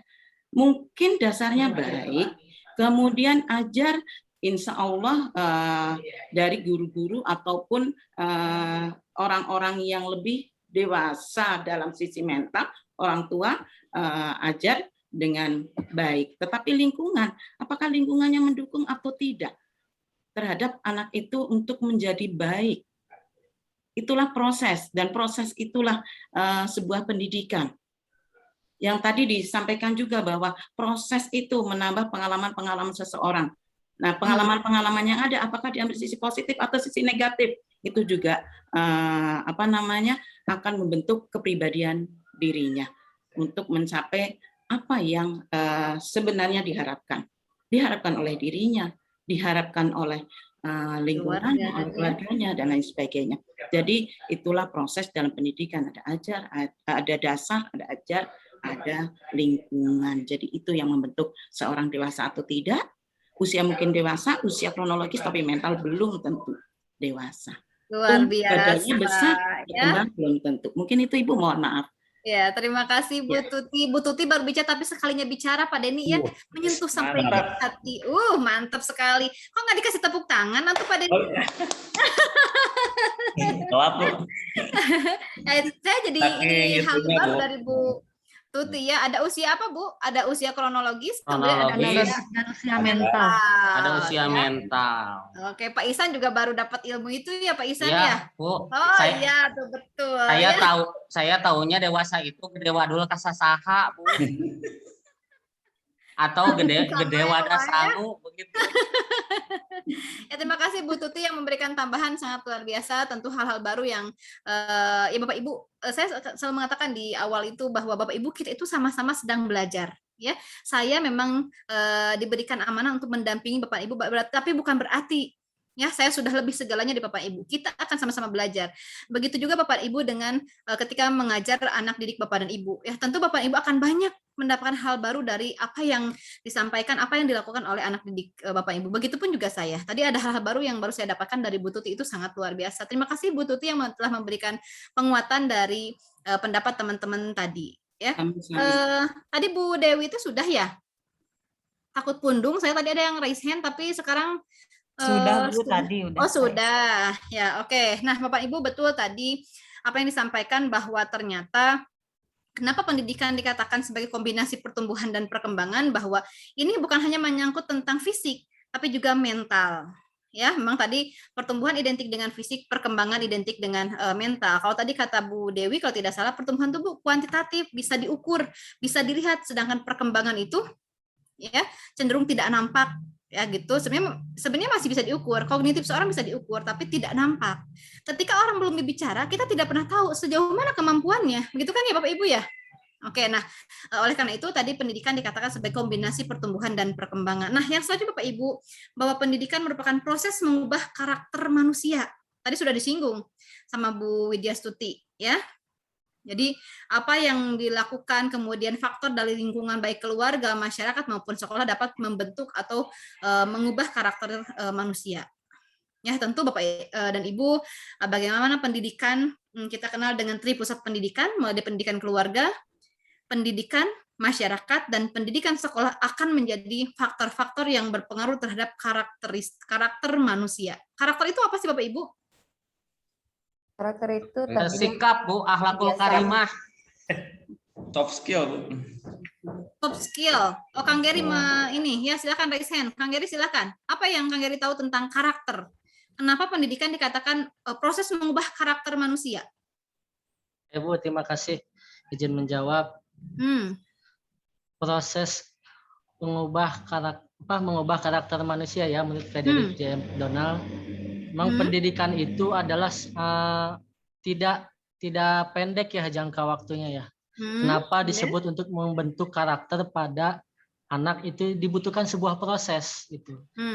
Tidak sebentar, bahkan panjang. Bahkan yang dikatakan Pak Ihsan Ma'ruf tadi, sekolah pun sampai S1 pun sampai 16 tahun gitu ya. Nah, jadi proses tersebut itu mencangkup tentang pengenalan ya dalam bentuk karakter itu, membentuk karakter.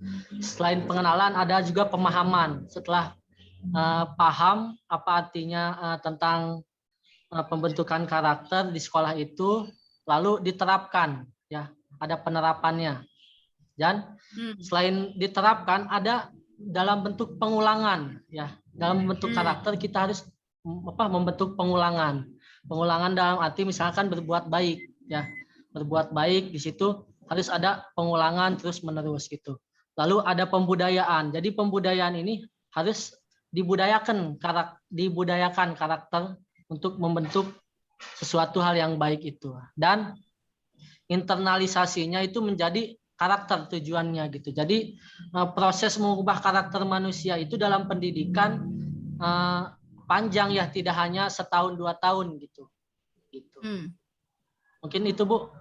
Oke, terima kasih Kang Geri. Ya tadi Kang Geri sepakat bahwa pendidikan itu adalah proses mengubah karakter manusia, karakter individu. Karena tadi adanya kombinasi antara pendidikan ya, mulai dari keluarga, masyarakat dan sekolah. Tentu ini tadi untuk pendidikan formal dilakukan tidak begitu saja.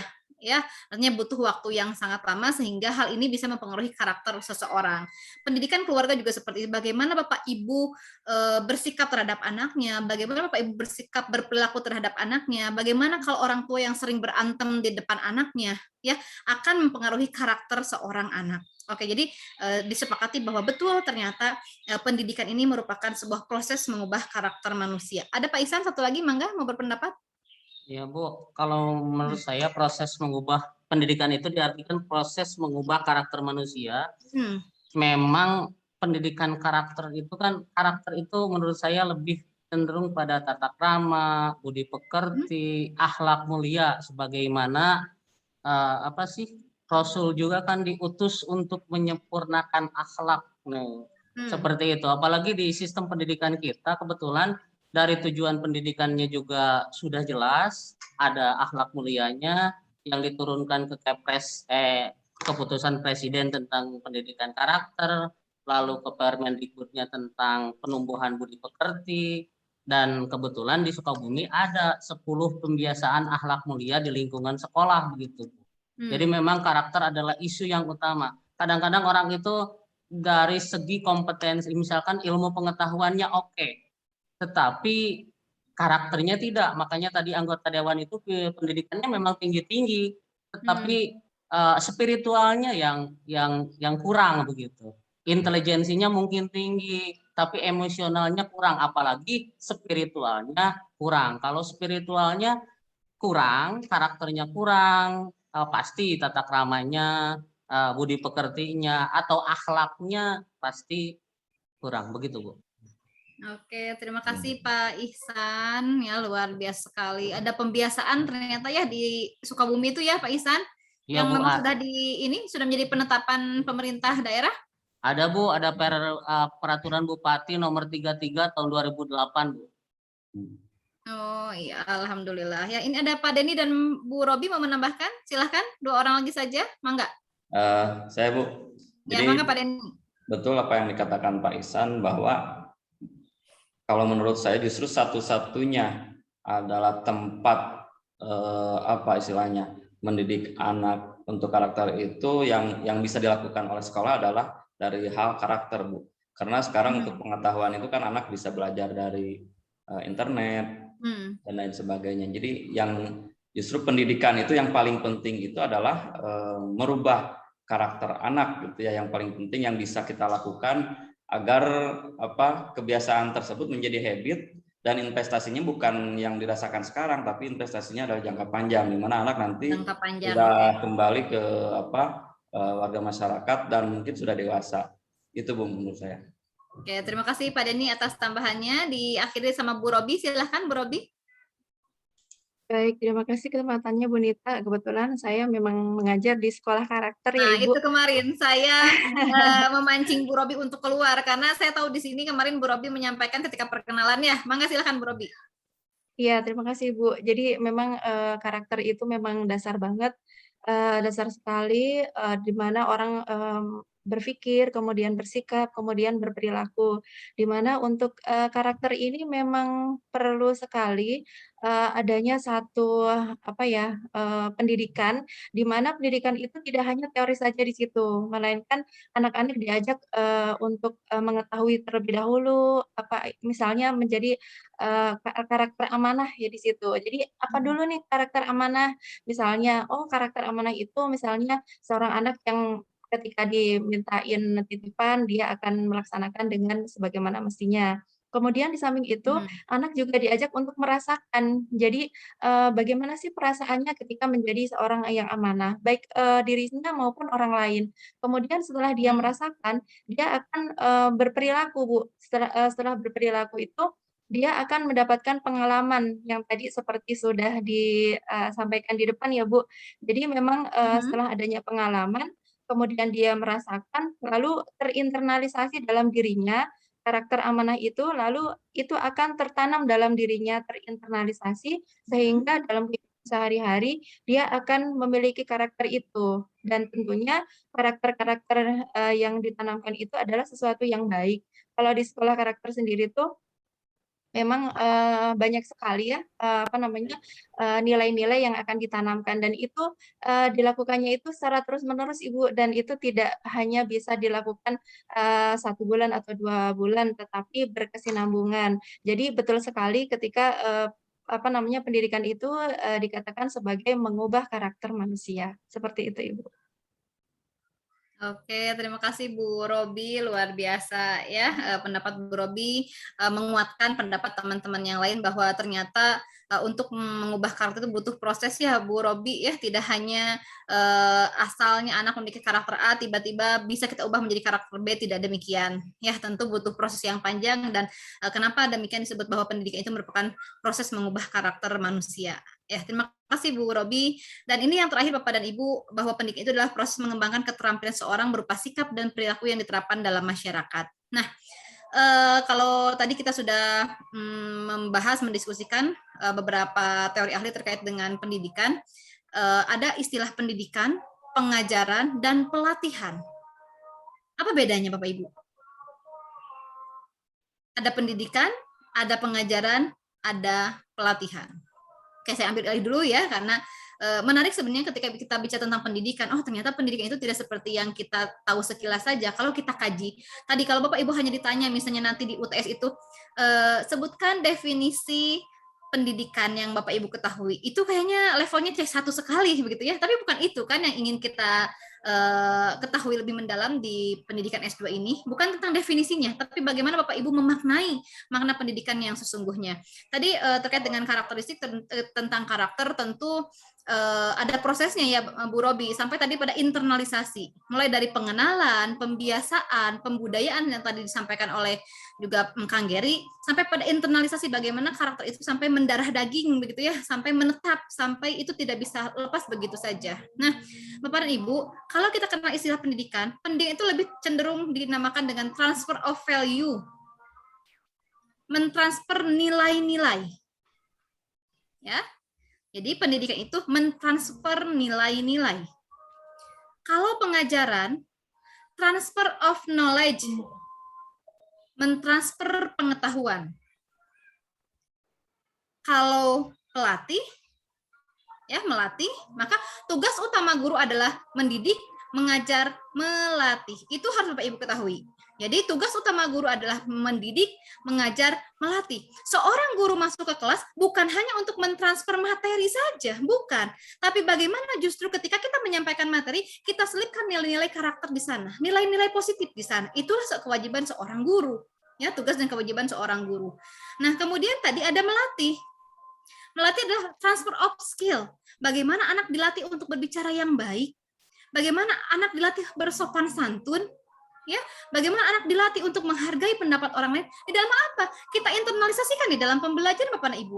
Ketika Bapak dan Ibu menerapkan, mengimplementasikan model-model pembelajaran, bukan hanya untuk sekedar mendiskusikan materi, bukan. Di sana ada nilai-nilai karakter yang bisa Bapak Ibu nilai di sana. Misalnya ketika anak dikelompokkan, kemudian anak diminta untuk berdiskusi. Kan suka ada anak tuh yang tidak menghargai pendapat temannya ya. Mudah-mudahan saya yakin Bapak Ibu di sini orang-orang yang sudah dewasa yang tentu ketika teman lain berpendapat sekalipun kurang tepat itu tetap dihargai. Nah, itulah ternyata terintegrasi antara mendidik, mengajar dan melatih. Tugas guru bukan hanya tadi mentransfer pengetahuan, bukan.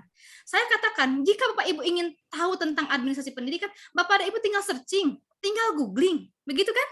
Tapi bukan itu. Ya, di dalam pembelajaran kita sekarang ini ada mendidiknya, ada melatihnya, ada mengajarnya.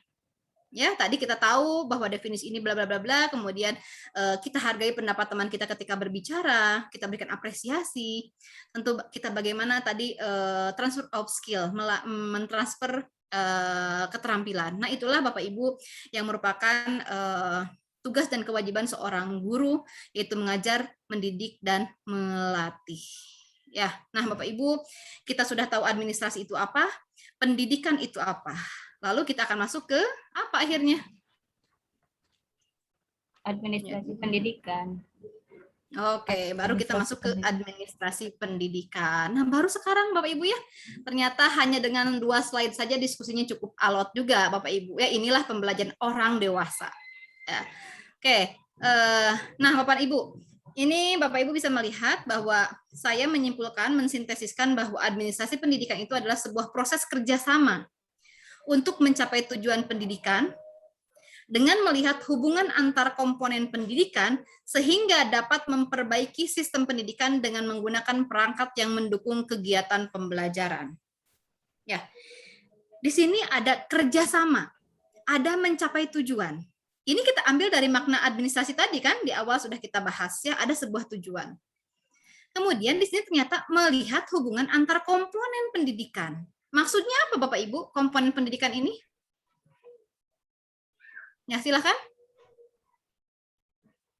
Apa yang maksud dengan komponen pendidikan di sini? Unsur pendidikan. Apa? Komponen itu unsur. Mangga raise hand saja, raise hand biar saya bisa ini. Kalau bareng-bareng ini, mangga Pak Ihsan.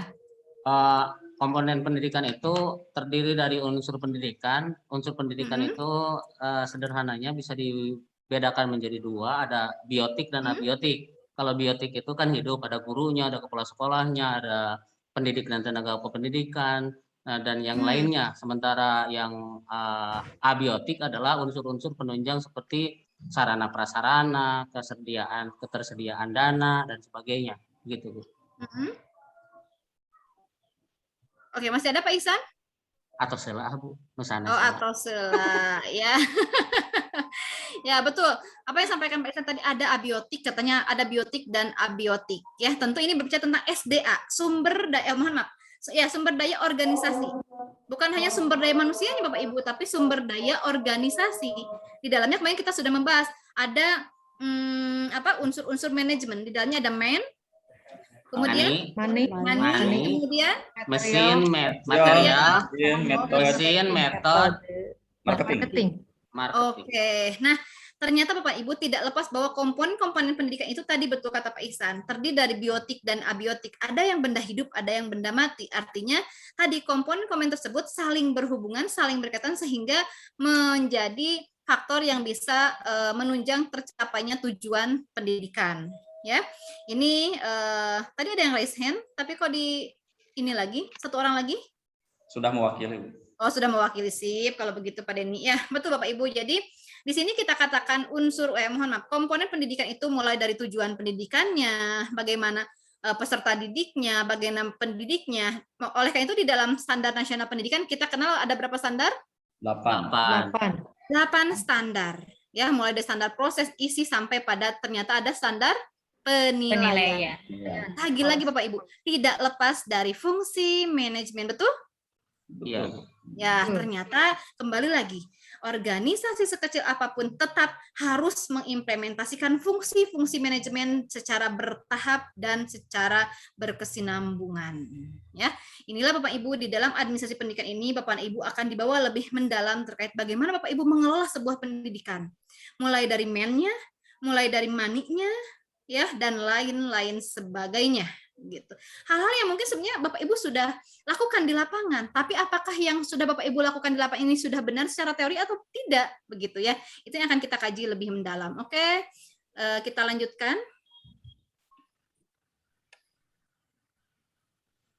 Ya, ini ada tujuan administrasi pendidikan Bapak Ibu. Saya mengambil dari Carver yang mengatakan bahwa beberapa tujuan pendidikan itu diantaranya menciptakan efektivitas produksi, yang kedua efisiensi.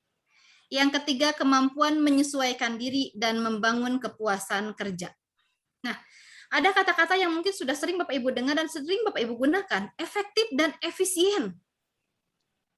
Apa itu Bapak Ibu? Apa bedanya? Kalau efektif itu tepat guna, Bu.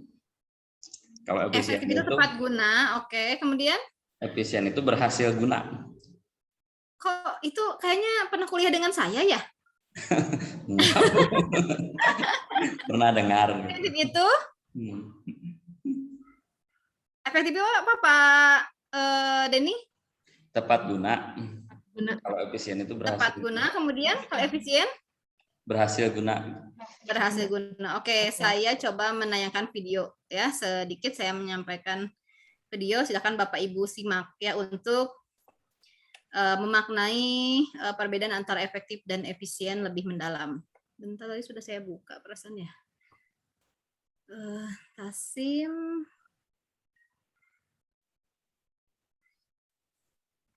Ya, saya stop share dulu. Andi berangkat dari Jogja ke Jakarta dengan bersepeda. Bentar.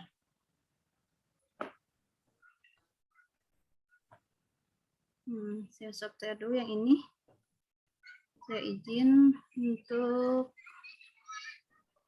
share screen.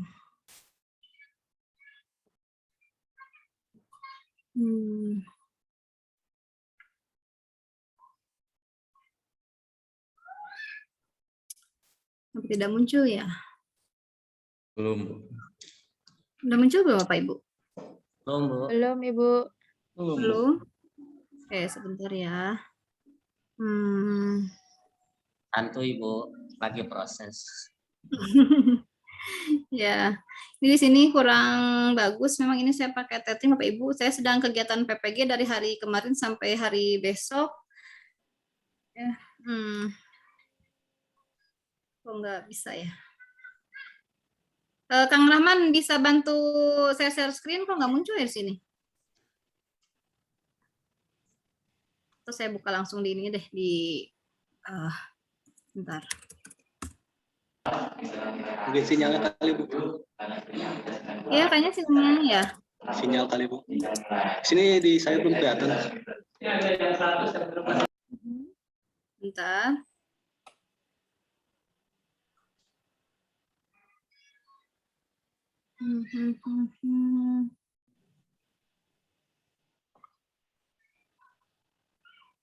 Kalau saya kirim video ke Kang Rahman, ini tidak berat nggak ya? Di sini saya nggak bisa share video, kenapa ya?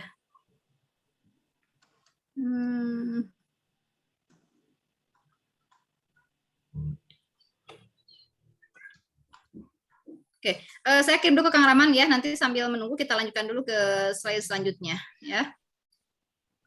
Sebentar saya buka dulu WA-nya.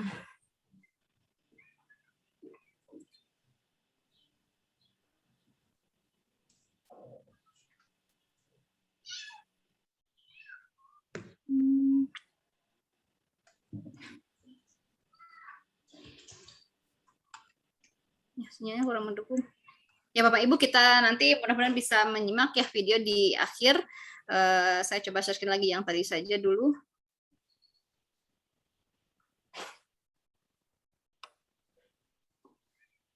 Ya, tadi kalau kata Pak Denny bahwa efektif itu adalah tepat guna. Kalau efisien berhasil guna. Ya, bisa Pak Denny mencontohkan? Bisa mencontohkan Pak Denny, silakan. Seperti apa tepat guna dan berhasil guna itu? Gimana ya? Yo. Ayo Pak Denny.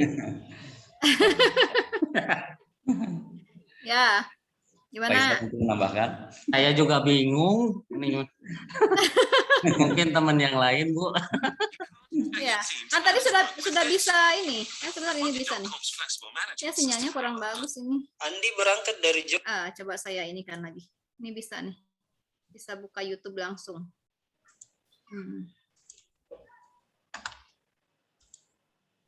Nampak tidak Bapak Ibu? Nampak, Bu. Nampak, Bu. Sudah nampak. Oke. Siap, kita simak sebentar Bapak Ibu ya. Jogja ke Jakarta dengan bersepeda, sedangkan Andang berangkat dari Jogja ke Jakarta dengan menggunakan mobil. Antara berangkat dari Jogja ke Jakarta dengan bersepeda, sedangkan ini kok nggak dimulai dari awal. Andi berangkat dari Jogja ke Jakarta dengan bersepeda, sedangkan Andang berangkat dari Jogja ke Jakarta dengan menggunakan mobil. Antara Andi dan Andang, siapakah yang efektif dan siapakah yang efisien? Mari kita mulai dengan melihat pengertian keduanya menurut Kamus Besar Bahasa Indonesia. Efektif menurut Kamus Besar Bahasa Indonesia adalah ada efeknya, manjur atau mujarab, dapat membawa hasil dan mulai berlaku. Sedangkan efisien menurut Kamus Besar Bahasa Indonesia adalah tepat atau sesuai untuk mengerjakan sesuatu dan mampu menjalankan tugas dengan tepat dan cermat. Contoh, Andi memindahkan barang dari gudang ke kantor menggunakan motor dan butuh waktu bolak-balik 10 kali, sedangkan Andang memindahkan barang dari gudang ke kantor menggunakan mobil hanya butuh waktu sekali saja. Dalam kasus ini, Andi dapat dikatakan efektif karena walaupun dia menggunakan motor, ia juga dapat memindahkan barang ke kantor. Sedangkan Andang dapat dikatakan efisien karena selain dapat memindahkan barang ke kantor, Andang juga sangat menghemat waktu dan tenaga. Contoh lain, Nuni berangkat dari Jakarta ke Medan menempuh jalur darat dan laut. Tiket kapal laut saat itu adalah 200.000, kemudian angkutan darat 300.000, biaya makan 100.000, waktu perjalanan 2 hari. Sedangkan Ririn berangkat dari Jakarta menuju ke Medan menggunakan pesawat dengan biaya tiket 450.000, waktu perjalanan 1 jam. Dalam kasus ini, Nuni dapat dikatakan efektif karena dengan metode perjalanan yang ia lakukan, ia tetap dapat sampai ke tempat tujuan. Sedangkan Ririn dikatakan efisien karena selain sampai tujuan dengan tepat, ia juga menghemat waktu dan biaya yang tidak jauh berbeda.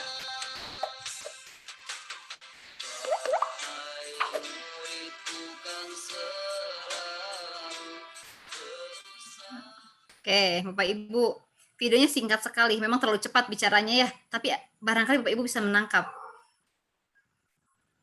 Tadi kalau salah satu tujuan dari administrasi pendidikan adalah, ya sebentar saya share lagi. Ya, ada menciptakan efektivitas produksi dan efisiensi. Sekarang Bapak Ibu kata-kata itu mungkin sudah tidak asing lagi bagi Bapak Ibu ya. Tapi kadang ketika kita minta untuk dijelaskan, apa ya begitu ya, seperti apa, kebingungan tadi juga Pak Denny.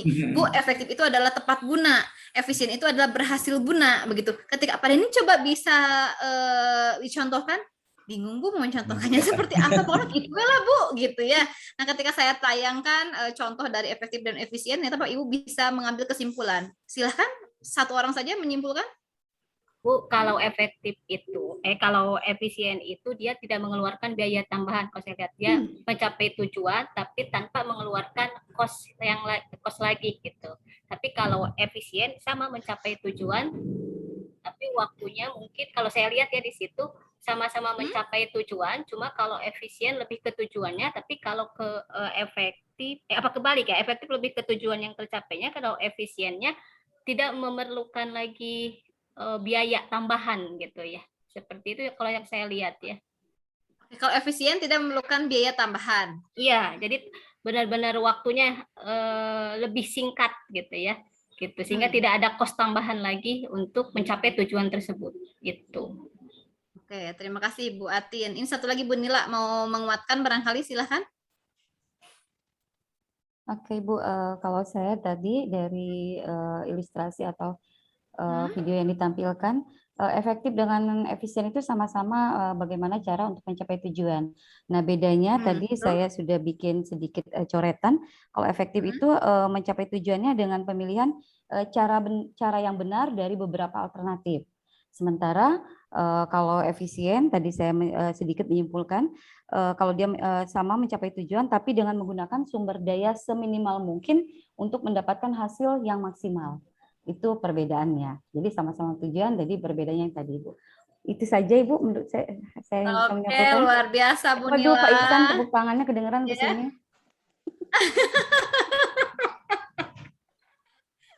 Ya, terima kasih Bu Nila yang sudah menguatkan pendapatnya Bu Atin. Betul sekali Bu Nila tadi katanya dalam waktu yang singkat sudah bisa membuat coret-coret tuh Kang Geri ya. Bu Nila itu lihat video sepintas langsung coret-coret, nggak tahu yang dicoret-coret apa begitu ya. Oke, nah betul, sama-sama mencapai tujuan. Tadi bedanya apa? Kata Bu Nila? Kalau efektif? Apa Bu Nila?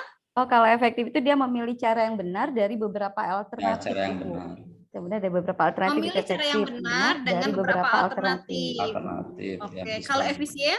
Kalau efisien tadi dia menggunakan sumber daya seminimal mungkin untuk mendapatkan hasil yang maksimal. Oke, motif ekonomi artinya. Iya, motif ekonomi dengan pengorbanan administrasi sekecil-kecilnya. Betul ya. Pengeluaran sekecil-kecilnya dengan pendapatan sebesar-besarnya. Maksimal. Bagaimana Bapak Sudah Ibu diralat Ibu. Ekonomi tidak. Jadi tidak, kalau menurut ternyata kan setelah pengalaman kalau di prinsip ekonomi itu ada pembenahan, kebenaran saya ngajar ekonomi dengan pengorbanan sekecil-kecilnya untuk mendapatkan hasil yang maksimal. Jadi nggak boleh yang besar-besar Ibu. Nggak mungkin kan dengan biaya 5.000 kita dapat 5 juta. Oh, katanya beda ya? Oh, katanya beda ya pada saat di maksudnya. lapangan Oke, ternyata kita ya. Oke.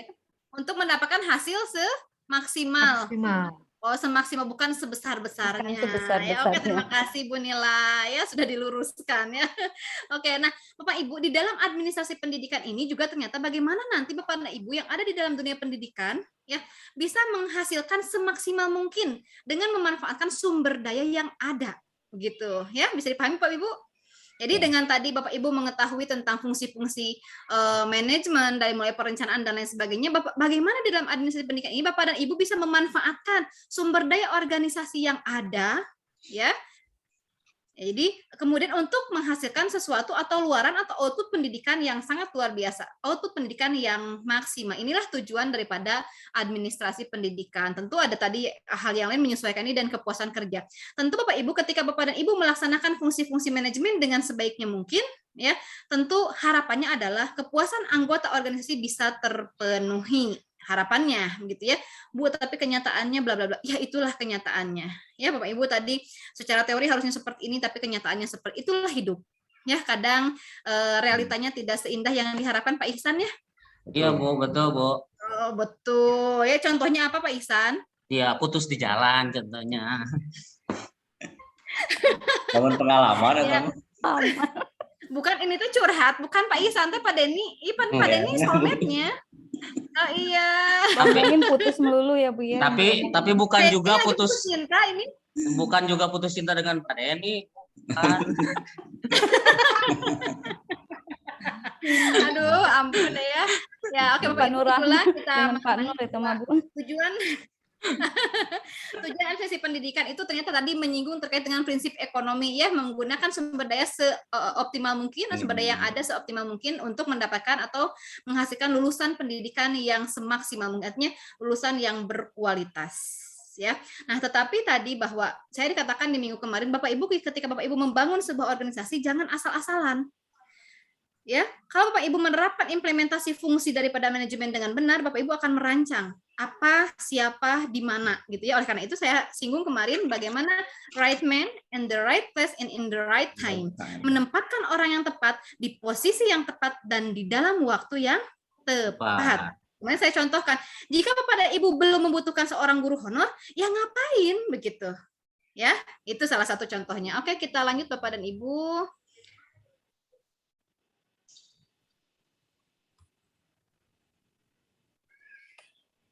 Nah, Bapak Ibu ternyata bicara tentang administrasi pendidikan tidak lepas dari kata organisasi yang sudah kita kenalkan sebelumnya, ya.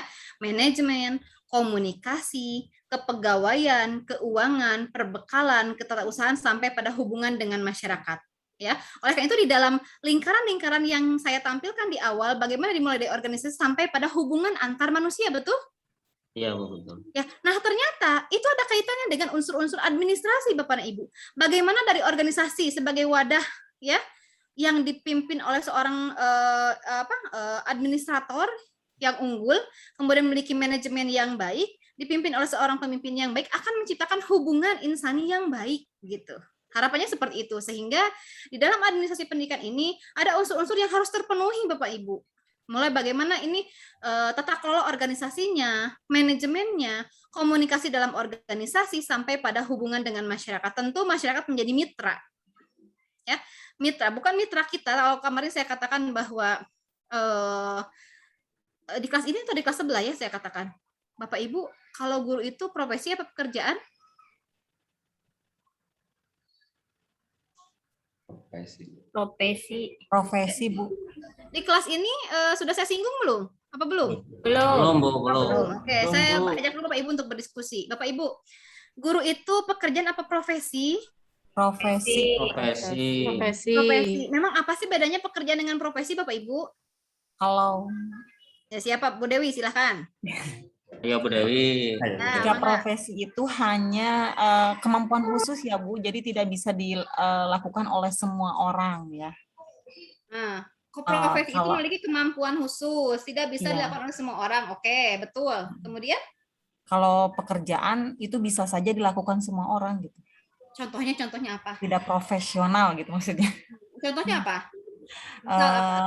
Seperti misalkan mengajar menulis ya. Mungkin anak SMP pun bisa untuk mengajar menulis saja, tapi menulisnya bukan menulis hal yang khusus yang mungkin Bu mengajar menulis gitu, membaca gitu. Tapi kalau seperti apa lagi ya? Apa lagi? Sudah betul tadi ciri-cirinya Bu, profesi itu adalah harus memiliki kemampuan khusus, tidak bisa dikerjakan oleh sembarang orang. Oke, betul. Tapi contohnya kurang mengena. Kira-kira ada yang bisa memberikan contoh? Ibu bisa kalau masak seperti guru-guru mungkin dokter ya, dokter ada spesialis, ada dokter umum juga kan mungkin Bu gitu. Nah, itu apa? Dokter itu profesi apa pekerjaan? Profesi. Profesi. Nah, yang saya tanyakan apa bedanya profesi dan pekerjaan? Tadi Bu Dewi contohkan, Bu Dewi sampaikan profesi adalah pekerjaan yang memiliki kemampuan khusus. Artinya pekerjaan bisa dilakukan oleh siapa saja. Contohnya apa pekerjaan deh? Pekerjaan. Kalau profesi tadi Bapak Ibu sudah bisa menyebutkan. Seperti memasak mungkin ya. Memasak Ibu contohnya. Memasak. Contohnya memasak. Yakin semua orang bisa masak nih? Saya tanya Bu Yana bisa masak nggak? Bisa Bu, masak air. Itu mau gitu. Bu Yana mah masak air dan mie. Saya masak mie. Ya, tadi itunya sudah betul begitu ya. Oke. Nah, Bapak Ibu, guru merupakan profesi. Betul tadi bahwa tidak semua pekerjaan dikatakan profesi. Karena ada beberapa syarat pekerjaan dikatakan profesi. Saya bawa dulu ke sini ya, karena Bapak Ibu tentu berkecimpung di dunia pendidikan. Apa syarat pekerjaan dikatakan profesi? Pertama, ditempuh melalui pendidikan yang cukup panjang. Ya. Jadi pekerjaan dikatakan profesi manakala ditempuh melalui pendidikan yang cukup panjang. Artinya Bapak Ibu untuk menjadi guru, Bapak Ibu harus menempuh pendidikan apa? Minimal S1. Cukup SD kan? Minimal S1. Untuk menempuh S1 tadi kata Pak Ihsan harus 16 tahun Bu Atin dari mulai SD sampai lulus S1. 16 tahun apakah waktu yang sangat singkat? Tentu tidak. Ya, proses yang sangat panjang. Oke, kita sepakati ya bahwa pekerjaan dikatakan profesi manakala ditempuh melalui pendidikan yang cukup panjang. Kedua, punya lembaga yang menaungi. Yakin kalau tadi Bapak Ibu mengatakan bahwa guru itu adalah merupakan profesi, guru memiliki lembaga yang menaungi? Yakin. Bu, yakin. Mana lembaganya? Sekolah. Lembaga pendidikan. Yakin. Hanya sekolah. PGRI, Bu. Betul, Pak Ihsan. 100 untuk Pak Ihsan. 110 Persatuan deh, Guru ya. Republik Oke. Indonesia. Itu PGRI, Bapak Ibu. organisasinya. Itulah lembaga, organisasi profesi. ya, organisasi profesi. Betul, ada lembaga yang menaungi yaitu PGRI. Oke. Selain guru, pekerjaan apa lagi yang dikatakan profesi, Bapak Ibu? Tadi dokter. Oke. Polisi. Untuk menjadi dokter cukupkah 1 tahun? Tidak. Tidak, Bu. Ya, bahkan untuk bisa izin praktek itu harus sekolah lagi, harus sudah berapa tahun baru bisa mendirikan praktek sendiri dan lain sebagainya. Tentu tadi memenuhi syarat yang pertama adalah ditempuh melalui pendidikan yang cukup panjang. Kedua, punya lembaga yang menaungi. Apakah dokter punya lembaga yang menaungi? Ada, Bu. Idi. Betul, Pak Mismar. Ya nih, saya baru mendengar suaranya Pak Mismar nih. Pak Mismar, ayo dong, ya jangan diem terus, Bu Astri, ya. Oke. Ayo belajar nih, Bu nih. Iya, Pak, ya. Silakan, jangan takut, ya. Kita semua sedang sama-sama belajar di sini. IDI, betul, Ikatan Dokter Indonesia. Kita sepakati, ya, bahwa ternyata dokter dengan guru sama-sama profesi. Satu lagi deh, profesi itu apa? Pengacara. Pengacara, Pak Mismar. Iya. Kenapa pengacara? Ditempuh melalui pendidikan apa pengacara? Sarjana hukum, setelah itu ada juga kursus untuk mendapatkan sertifikasinya ya. Oke. Sertifikat pengacara. Ada lembaga yang menaungi? Ada peradi misalnya atau yang lain. Oke, ya ternyata kita akui bahwa pengacara merupakan profesi. Oke, nah tadi yang kedua ada lembaga yang menaungi. Yang ketiga, Bapak Ibu, ya punya klien. Siapa kliennya guru? Siswa. Yakin hanya siswa? Murid dan orang tua murid. Orang tua. Lebih luasnya? Masyarakat. Masyarakat. Inilah yang berhubungan dengan nomor 8, hubungan dengan masyarakat. Ternyata masyarakat merupakan kliennya seorang guru atau yang berkecimpung di dalam dunia pendidikan. Ya, saya lanjut dulu tadi tanggung ya. Sudah berapa cirinya itu? Pekerjaan ikatan profesi? Tiga, Bu. Oke, kemudian yang selanjutnya keempat, memiliki kode etik. Guru memiliki kode etik, Bapak Ibu? Punya. Ada. Apa Bu Dewi, kode etik guru ada berapa? Ayo lo Bapak Ibu guru nih, tahu nggak kode etik guru ada berapa? Yang ngetes Bu Astri ada berapa Bu Astri? Yang di 11 berapa, Bu? Ayo, udah dipecat aja jadi guru lah, nggak tahu kode etik guru ada berapa. Kalau aja, Bu. Oke, nanti silahkan dicari ya. Saya tanya lagi, kode etik guru ada dituangkan dalam undang-undang nomor berapa?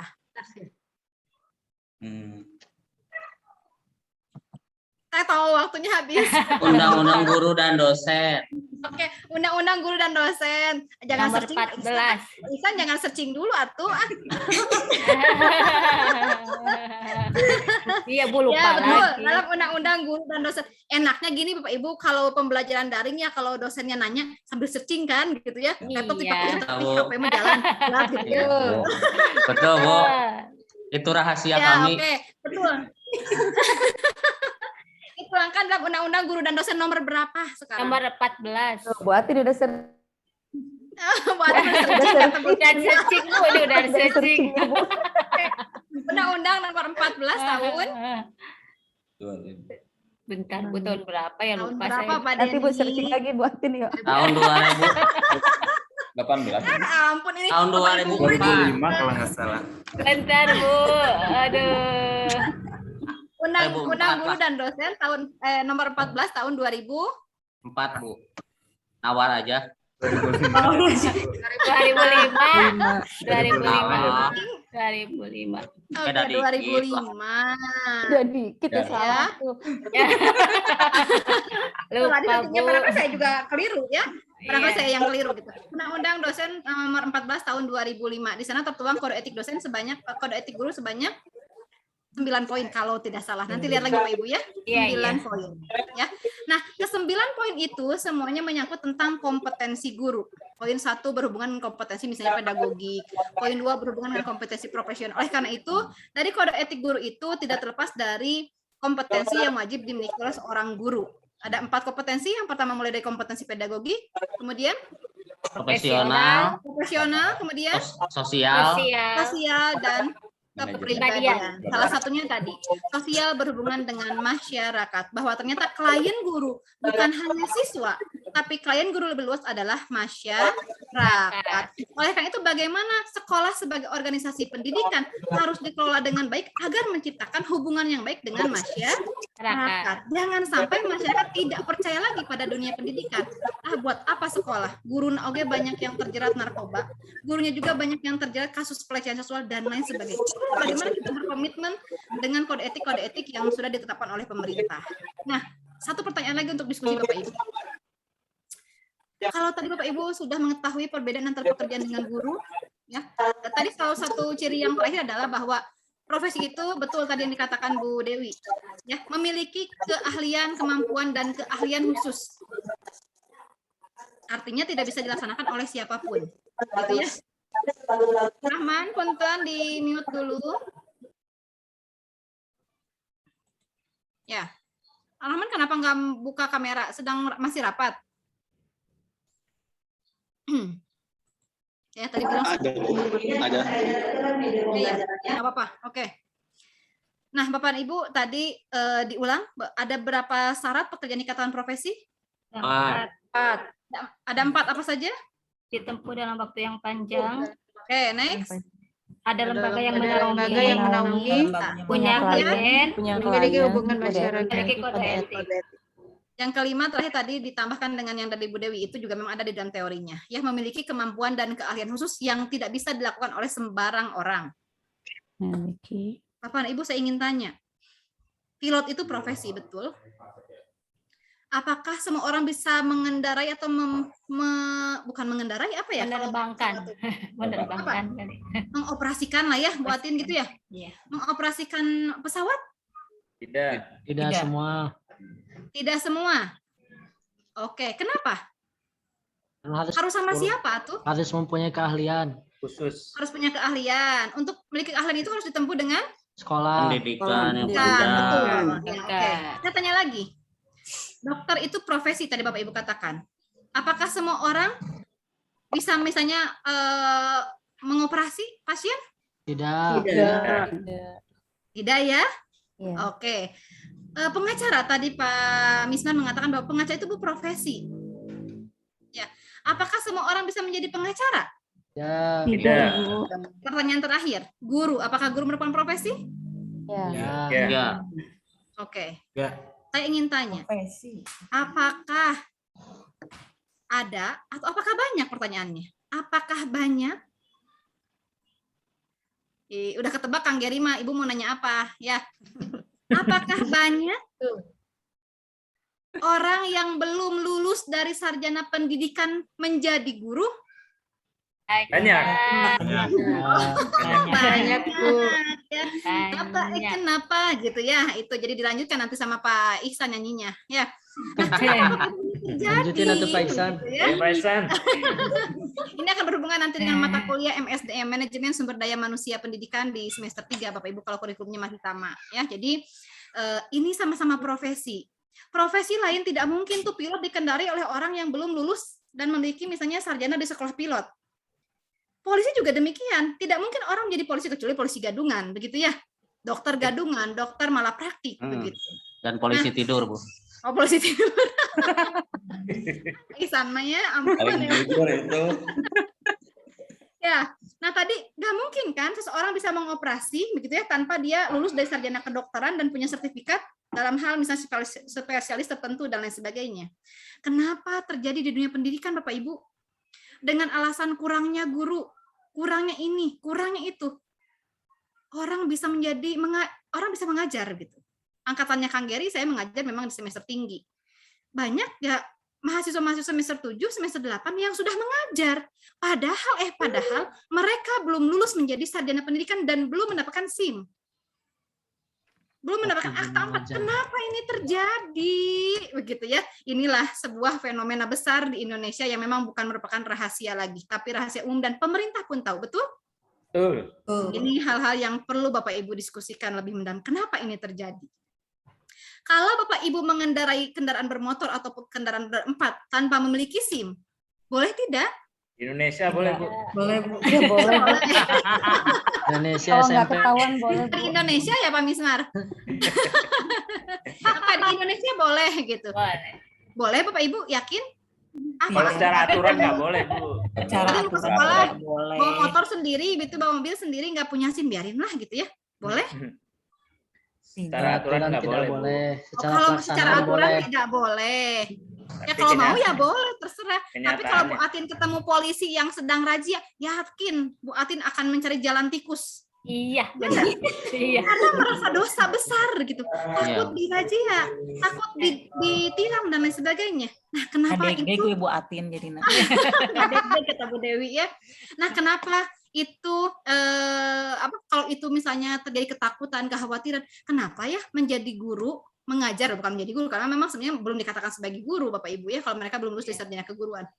Kenapa banyak orang-orang manusia-manusia yang belum lulus dari sarjana pendidikan bisa mengajar? Dan itu seolah dilegalkan loh. Ya, ini PR kita bersama Bapak Ibu. Kenapa ini terjadi di dunia kita, di negara Indonesia? Dan itu yakin pemerintah tahu. Dengan alasan, alasannya Bu, karena kurangnya guru. Oke, kurangnya guru di pedalaman kah? Mahasiswa-mahasiswa saya banyak di Kota Bogor dan justru mereka yang sudah mengajar adalah ada di Kota Bogor. Kota loh Bapak Ibu, bukan di pelosok, bukan di pedalaman. Ya. Dan ini saya yakin pemerintah setempat juga tahu. Inilah nasib pendidikan Indonesia. Ya, luar biasa sekali. Ya, kenapa Bu Robi? Ya. Iya, saya sebagai lulusan teknologi pangan dan gizi jadi merasa gimana sih? Mohon maaf kalau ada yang tersinggung. Bukan salah Bu Robi. Tenang Bu, tenang. Enggak, Bapak Ibu. Tanggung jawab. Tapi saya bangga karena saya di sini walaupun sedikit saya bisa memberikan sumbangsi untuk memperbaiki moral anak bangsa. Luar biasa. Ya, Pak, kan Bu Robi sekarang sudah kembali ke jalan yang benar, memperbaiki hal yang itu ya. Oke, bukan salah Bu Robi kok. Ini kan bukan salah Bu Robi. Karena kenapa? Sekolahnya menerima kan? Sekolah kenapa? Sekolah menerima karena kebijakan di atas juga ternyata ya seperti itu, boleh begitu ya. Begitu kan Bu Robi gitu. Jadi hukum pasar sih Bu kalau menurut sistem saya. yang saling berkaitan. Kenapa Bu Diana kenapa? Hukum pasar aja sih menurut saya. Hukum pasar. Ada pasar, ada demand. Ada pasar karena ada demand aja gitu. Nah, supply-nya kurang, nah jadilah ada demand, ada supply, ada berbeda. demand begitu ya. Ya, Legal menjadi hal kesekian akhirnya karena ada kebutuhan, kemudian ada permintaan, supply berkurang, jadi kayak darurat aja gitu.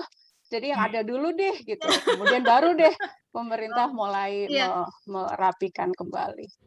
Sebagai lulusan sama ya sama Bu Atin sama Bu Robiah, hidup IPB. Ikatan Perguruan Bogor nih. Luar biasa ya. Oke, Bapak Ibu terima kasih Bu Diana, Bu Robi yang sudah pengakuan bahwa memang tadi Bu, aduh saya kata Bu Robi jadi merasa gimana ya. Bapak Ibu mohon maaf ya. Jadi memang saya harus katakan sejujurnya bahwa itulah permasalahan yang terjadi di Indonesia, begitu ya. Kita berbicara kontekstual teaching and learning. Ya, kita pembelajaran orang dewasa, kita memberikan contoh yang memang real seperti itu. Tentu Bapak Ibu ini berbicara tentang teori loh.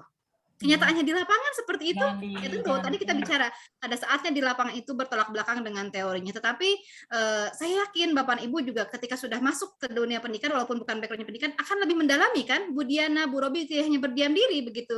Ya Bu Atin, tentu akan semakin tadi karena pendidikan itu merupakan pengalaman, Bapak Ibu akan belajar dari pengalaman teman-teman yang lain. Oh ternyata seperti ini. Tapi begini Bapak Ibu, secara teorinya, kalau jurusan misalnya biologi, IPB, ya, dengan lulusan sarjana pendidikan biologi, sama-sama biologi kok Bu Atin, ya, tentu memahami betul teori-teori tentang kebiologian. Bedanya apa sih yang lulusan dari sarjana pendidikan? Kita tidak diajarkan ini aja Bu sih cara mendidik, pedagogiknya benar ya. Gitu aja. Betul. Jadi ternyata misalnya sepintar-pintarnya yang lulusan tadi dari biologi murni, ketika dia mengajar, tentu dia belum memiliki bekal tentang ilmu-ilmu kependidikan. Ya, sekalipun sekarang kata Bu Atin, Bu gampang atau itu mah tinggal searching, tinggal googling, betul, hanya sekedar membaca. Tapi kan perlu pendalaman. Ya, ketika Bapak Ibu masuk ke dunia pendidikan, ke Fakultas Keguruan Ilmu Pendidikan, di awal diajarkan tentang karakteristik peserta didik. Diajarkan tentang psikologi pendidikan, diajarkan tentang psikologi pembelajaran, diajarkan tentang etika profesi guru, dan hal-hal yang berbau pendidikan di semester-semester awal. Itu yang tidak Bapak Ibu dapatkan dari lulusan lain. Tetapi tentu ketika Bapak Ibu misalnya tadi sudah terlanjur Bu Diana, Bu Atin sudah masuk ke dunia pendidikan, kan mungkin saya yakin Bapak dan Ibu tidak berdiam diri kan, Bapak Ibu akan belajar baik secara teori maupun secara pengalaman dari teman-teman yang lain. Saya katakan bahwa belajar tidak identik hanya di ruang kelas, tapi belajar bisa belajar dari apa yang kita lihat, kita dengar, dan kita bisa belajar dari pengalaman hidup orang lain. Artinya pengalaman orang lain ketika mengajar. Oh kenapa ya, kata Bu Atin, kok saya juga memahami tentang ilmu kebiologian, tapi kok kalau Bu Dewi, kalau cara mengajar, kenapa ya disenangi anak-anak? Kenapa ya misalnya anak bisa suasana kelasnya hidup? Karena Bu Dewi sudah belajar tentang bagaimana mengelola kelas. Ada mata kuliah manajemen kelas. Kan tidak ada di IPB, misalnya begitu ya, Bu Atin. Nah, tentu ini tadi buat Bu Robi sekarang masuk ke dunia pendidikan, Bu Diana, Bu Atin, insya Allah ya ini suatu hal yang bisa memperdalam Bapak Ibu untuk menggeluti dunia pendidikan. Ya, Bu Atin, Bu Diana, semangat. Terima kasih Bu Dita. Bu IPB kan Institut Pendidikan Bogor. Betul banget itu. Kita tidak diajarkan bikin RPP. Ada Bu Tuti dari Dinas Pendidikan ya. Oke. Ya, saya katakan tadi, ini bukan rahasia lagi loh Bapak Ibu. Bukan hanya tataran daerah, tapi tataran nasional, ya kan? Saya yakin pemerintah pusat juga tahu betul tentang hal ini. Tapi seolah-olah ini legal gitu. Ya, kalau Bu Atin misalnya sudah lulus sarjana. Ini saya tadi katakan contohkan, mereka yang belum lulus menjadi sarjana. Ya. Sama sekali belum menjadi sarjana. Terlebih sarjana pendidikan begitu. Artinya ada yang ya mending kalau semester 7 kata Kang Geri misalnya Bu, atau semester 7 mah Bu sudah didapat ilmu betul. Ada anak semester 3 sudah mengajar Kang Geri. Ya. Dan itu ternyata ada di wilayah Kota Bogor gitu. Ini kan suatu hal yang luar biasa. Ya kenapa Anda sudah mengajar? Ya karena Bapak saya ngajar di situ, saya bantuin. Ah betul, Kang Geri kayaknya pengalaman nih. Ya, oke. Sekolah anak ini. Ya betul. Bapak Ibu, itulah hal-hal yang real, yang nyata. Bagaimana kita mengenal tentang contextual teaching and learning, bahwa kita memberikan contoh-contoh nyata di lapangan yang perlu kita diskusikan bersama. Ya. Nah, melalui mata kuliah administrasi pendidikan ini, mudah-mudahan Bapak dan Ibu bisa menggali lebih dalam bagaimana sebenarnya menyusun, ya. Kemudian merencanakan, intinya mengimplementasikan fungsi-fungsi manajemen dengan baik, dimulai dari planning, organizing, actuating, sampai pada controlling. Kemarin saya berikan contoh ya di kelas ini, bagaimana kita di kita ini ganti menteri, ganti kebijakan.